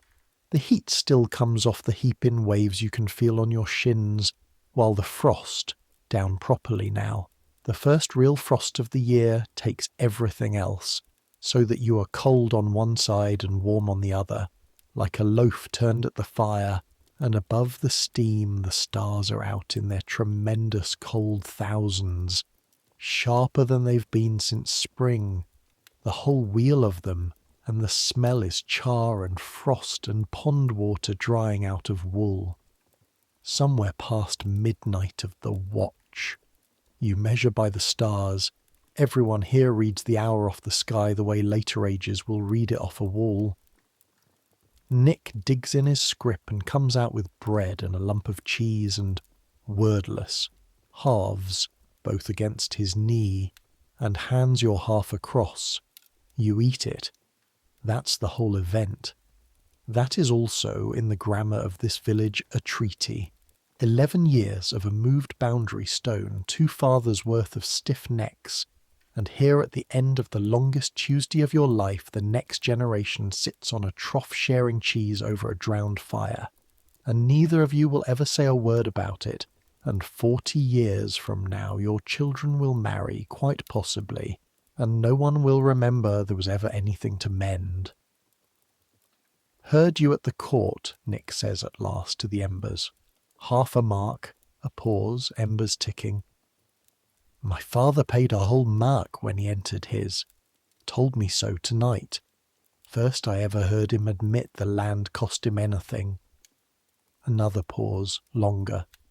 "He also said your father was the better ploughman. So there's that, and I never said it." You watch a spark climb out of the heap, wobble upward into the frost, and die well short of anything it could hurt.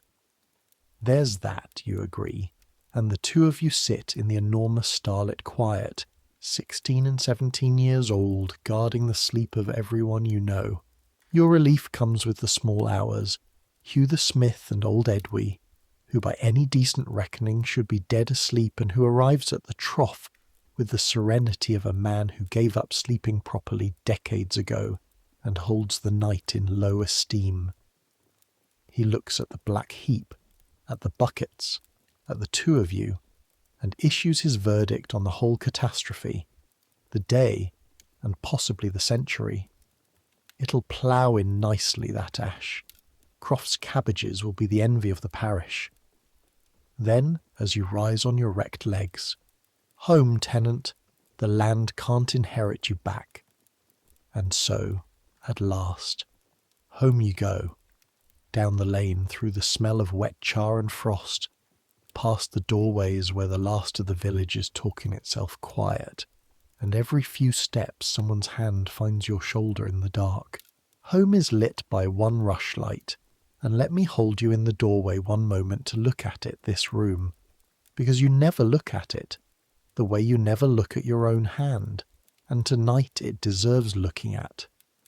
One room, earth-floored, the floor swept and strewn with fresh rushes at the living end, packed and channelled at the byre end, the hearth in the middle of it, an open ring of stones on the bare ground, no chimney, so that the smoke rises and spreads and hangs and finds the hole in the thatch in its own time, and everything above head height, the rafters, the hanging tools, the seed bags, the flitch hook, empty since spring, is furred black and glossy with 30 years of it, and the smell of that ancient smoke is not a smell to you at all.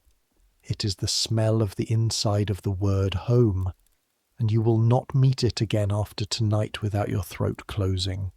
Furniture, one table of boards on trestles taken down at night, one bench, 2 stools, one your father made, one his father made, and you can tell whose is whose by the chamfer of the legs, the great chest with the iron hasp that holds the linen, the Sunday clothes, the pot of coins, and the parchment scrap from a court 40 years back that nobody living can read and nobody dead would let be thrown away.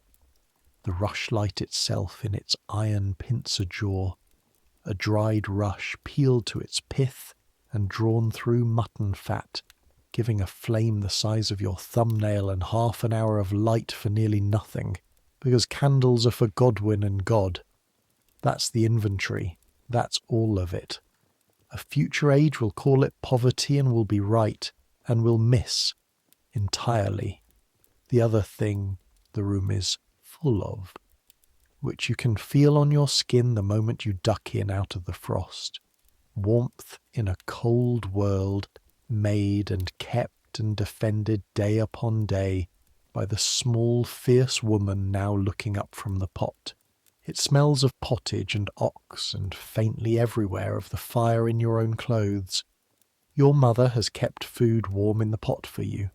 Barley and cabbage from the croft, a smear of the good dripping stirred in because today was today. And she watches you eat it standing by the hearth with her arms folded. And Mabel, who was on the empties line for 2 hours and is asleep on her feet, insists on telling you everything you personally witnessed as if you were in Norwich, and you let her, and you say, is that so, and no in the right places, and it is. All of it. The pot and the watching and the chatter.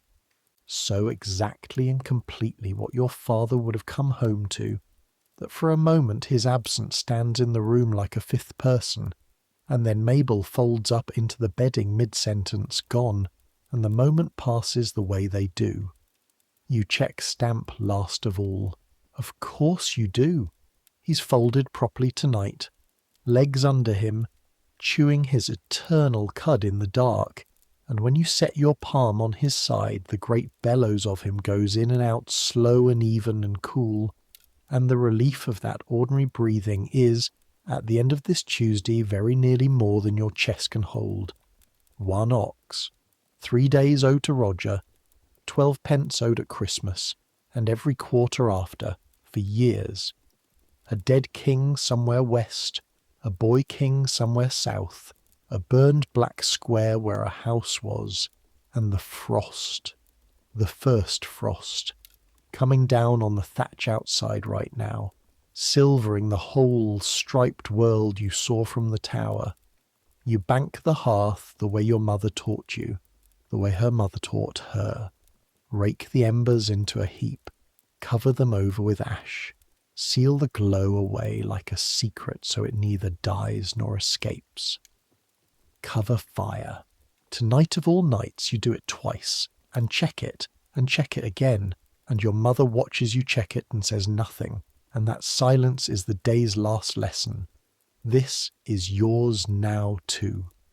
The fire, the roof over the fire, the people under the roof, yours to keep.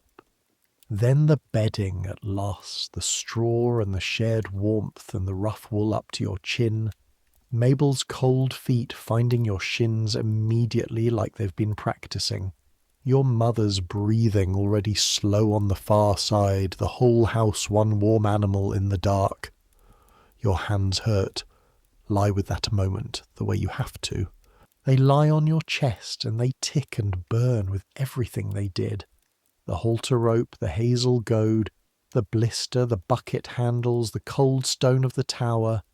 A whole Tuesday written into 2 palms, and tomorrow they'll be stiff as wooden spoons, and you'll flex them over the fire and spit on the cracks and go out anyway. Because the strips need you. Because it's ploughing weather while it holds. Because Roger will call his 3 days when it suits him worst. Because that is the shape of it. And this is the part of the night where I let you in on the secret of this whole day, which is that nothing happened. Truly, by every measure the world keeps, nothing happened here today. No battle, no plague, no wonder. An ox got wind and got better. A field got ploughed that gets ploughed every year. A court fined a widow 4pence for good ale. A boy knelt on the grass over his grandfather's bones and took up a debt, which boys have done on that grass for 200 years. A house burned, and a village that has always known a house will sometimes burn put it out, and will build it back, and forgot to write any of it down except one line in Latin, in a clerk's cold hand, that a scholar 7 centuries later might squint at for a minute and pass over. And it was everything. It was the entire world, entire one Tuesday of it, and you lived every minute at full stretch, with your whole body, the way you will live every day you are given, and the way almost every human being who has ever existed lived almost every day there has ever been. Not the kings, not the castles, this, the frost, and the ox breath, and the bucket coming out of the dark into your 2 hands. And the year turns on past this night, you can feel it turning even now, the way you can feel a cart start to roll before the wheels sound. The frost tonight is the first messenger. Behind it, in their fixed and ancient order, come all the rest. Martimas next month, when the beasts that can't be wintered are slaughtered, and the village runs with blood and salt for 3 days, and every house hangs what bacon it can afford in the smoke of its own roof. The long dark of Advent, work shrinking to the daylight, 6 hours of grey between 2 black seas. Then the 12 days of Christmas, the one time the year truly stops, when even the Lord must feast his tenants by custom.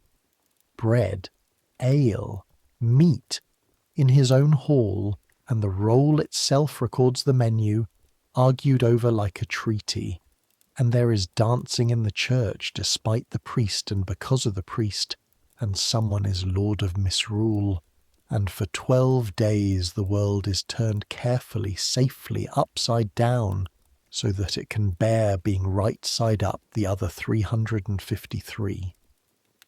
Then Plough Monday, and the whole cycle leans into the yoke again. Candlemas, Lady Day, the sowing, the long hungry lean of summer, the held breath of August, harvest with its aching gladness, and Michaelmas once more, and some other boy, some year, kneeling on the green wave by the porch to say the words you said today.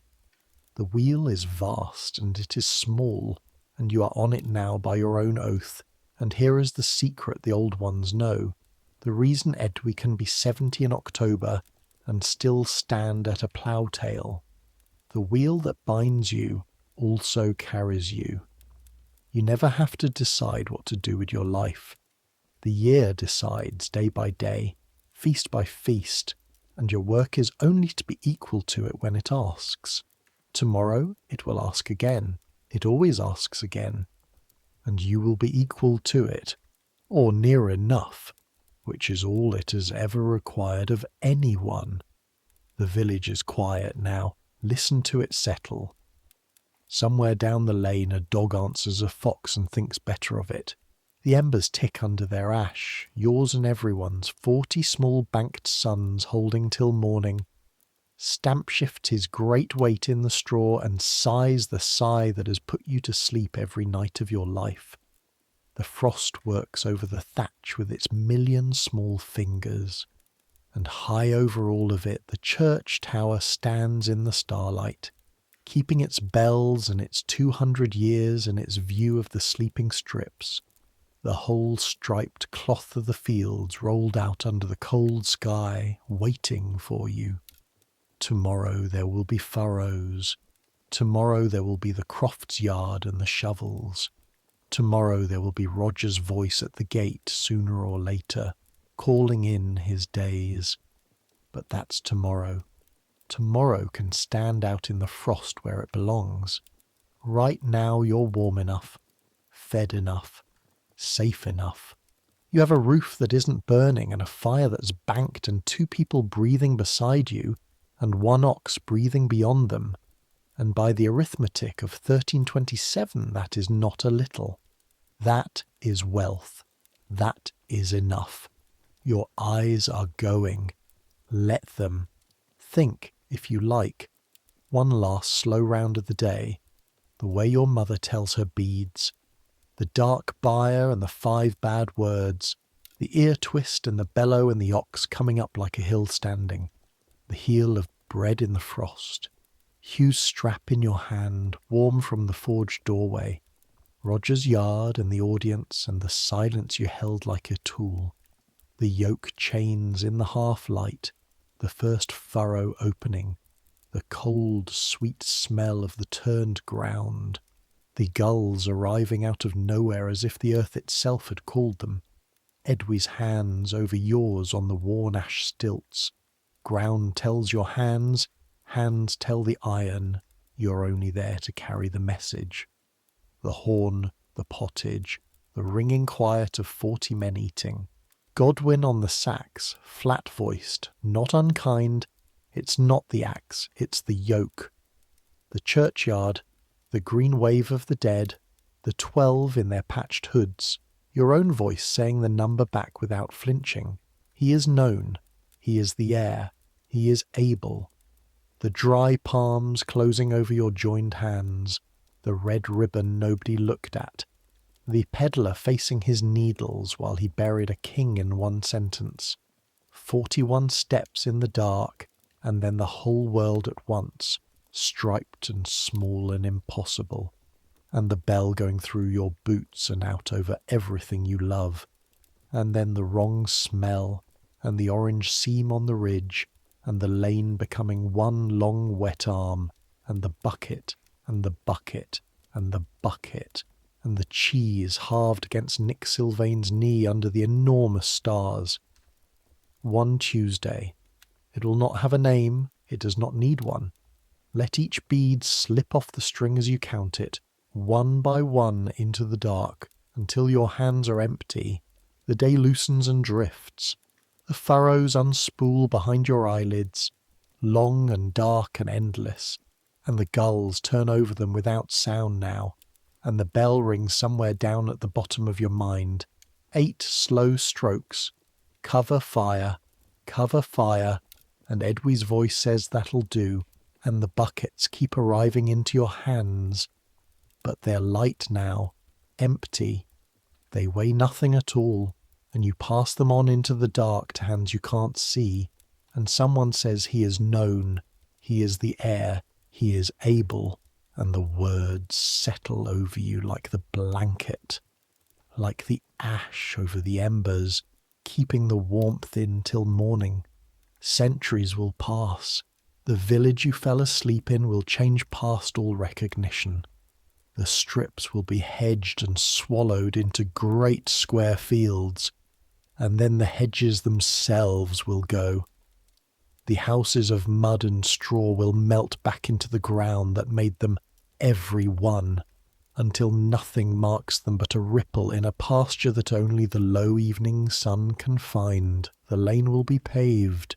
The pond will be filled. The bell, the same bell, Edwy's bell, the actual bronze, may well be ringing yet, over a village of cars and wires, calling to people who have never once in their lives carried water in the dark. But the church tower will still be standing. In hundreds of those villages it stands right now, tonight, in your world the one stone thing, with the worn spiral stair and the scaffold holes, and the 200 generations under the grass at its foot, and people will still lie down at the end of days that asked everything of them, still bank their fires in their own new ways, still lie in the dark doing the sums of what they owe and what they hold, and finding, most nights, that it balances, just barely, just enough. Still reach for sleep like a warm animal in the dark and find it there. Some things don't change. The tiredness of a body that worked doesn't change. The weight of a family, held and holding, that doesn't change. And the need, at the end of it, to let it all be set down till morning, that has never changed, not once, not in 700 years, so let it be set down. Let the day go out of your hands the way the buckets went, passed on, taken from you, carried away into the dark by someone else now. Let the furrows close, let the bell finish its strokes and hang silent in the tower. Let your hands uncurl and your breath go slow and even as an ox in straw, and your thoughts soften and scatter and settle like ash over embers, keeping the last warmth safe till it's needed. You did a man's Tuesday. What at the green, tenant of this manor, keeper of this fire, you've earned this rest. Take it. Good night.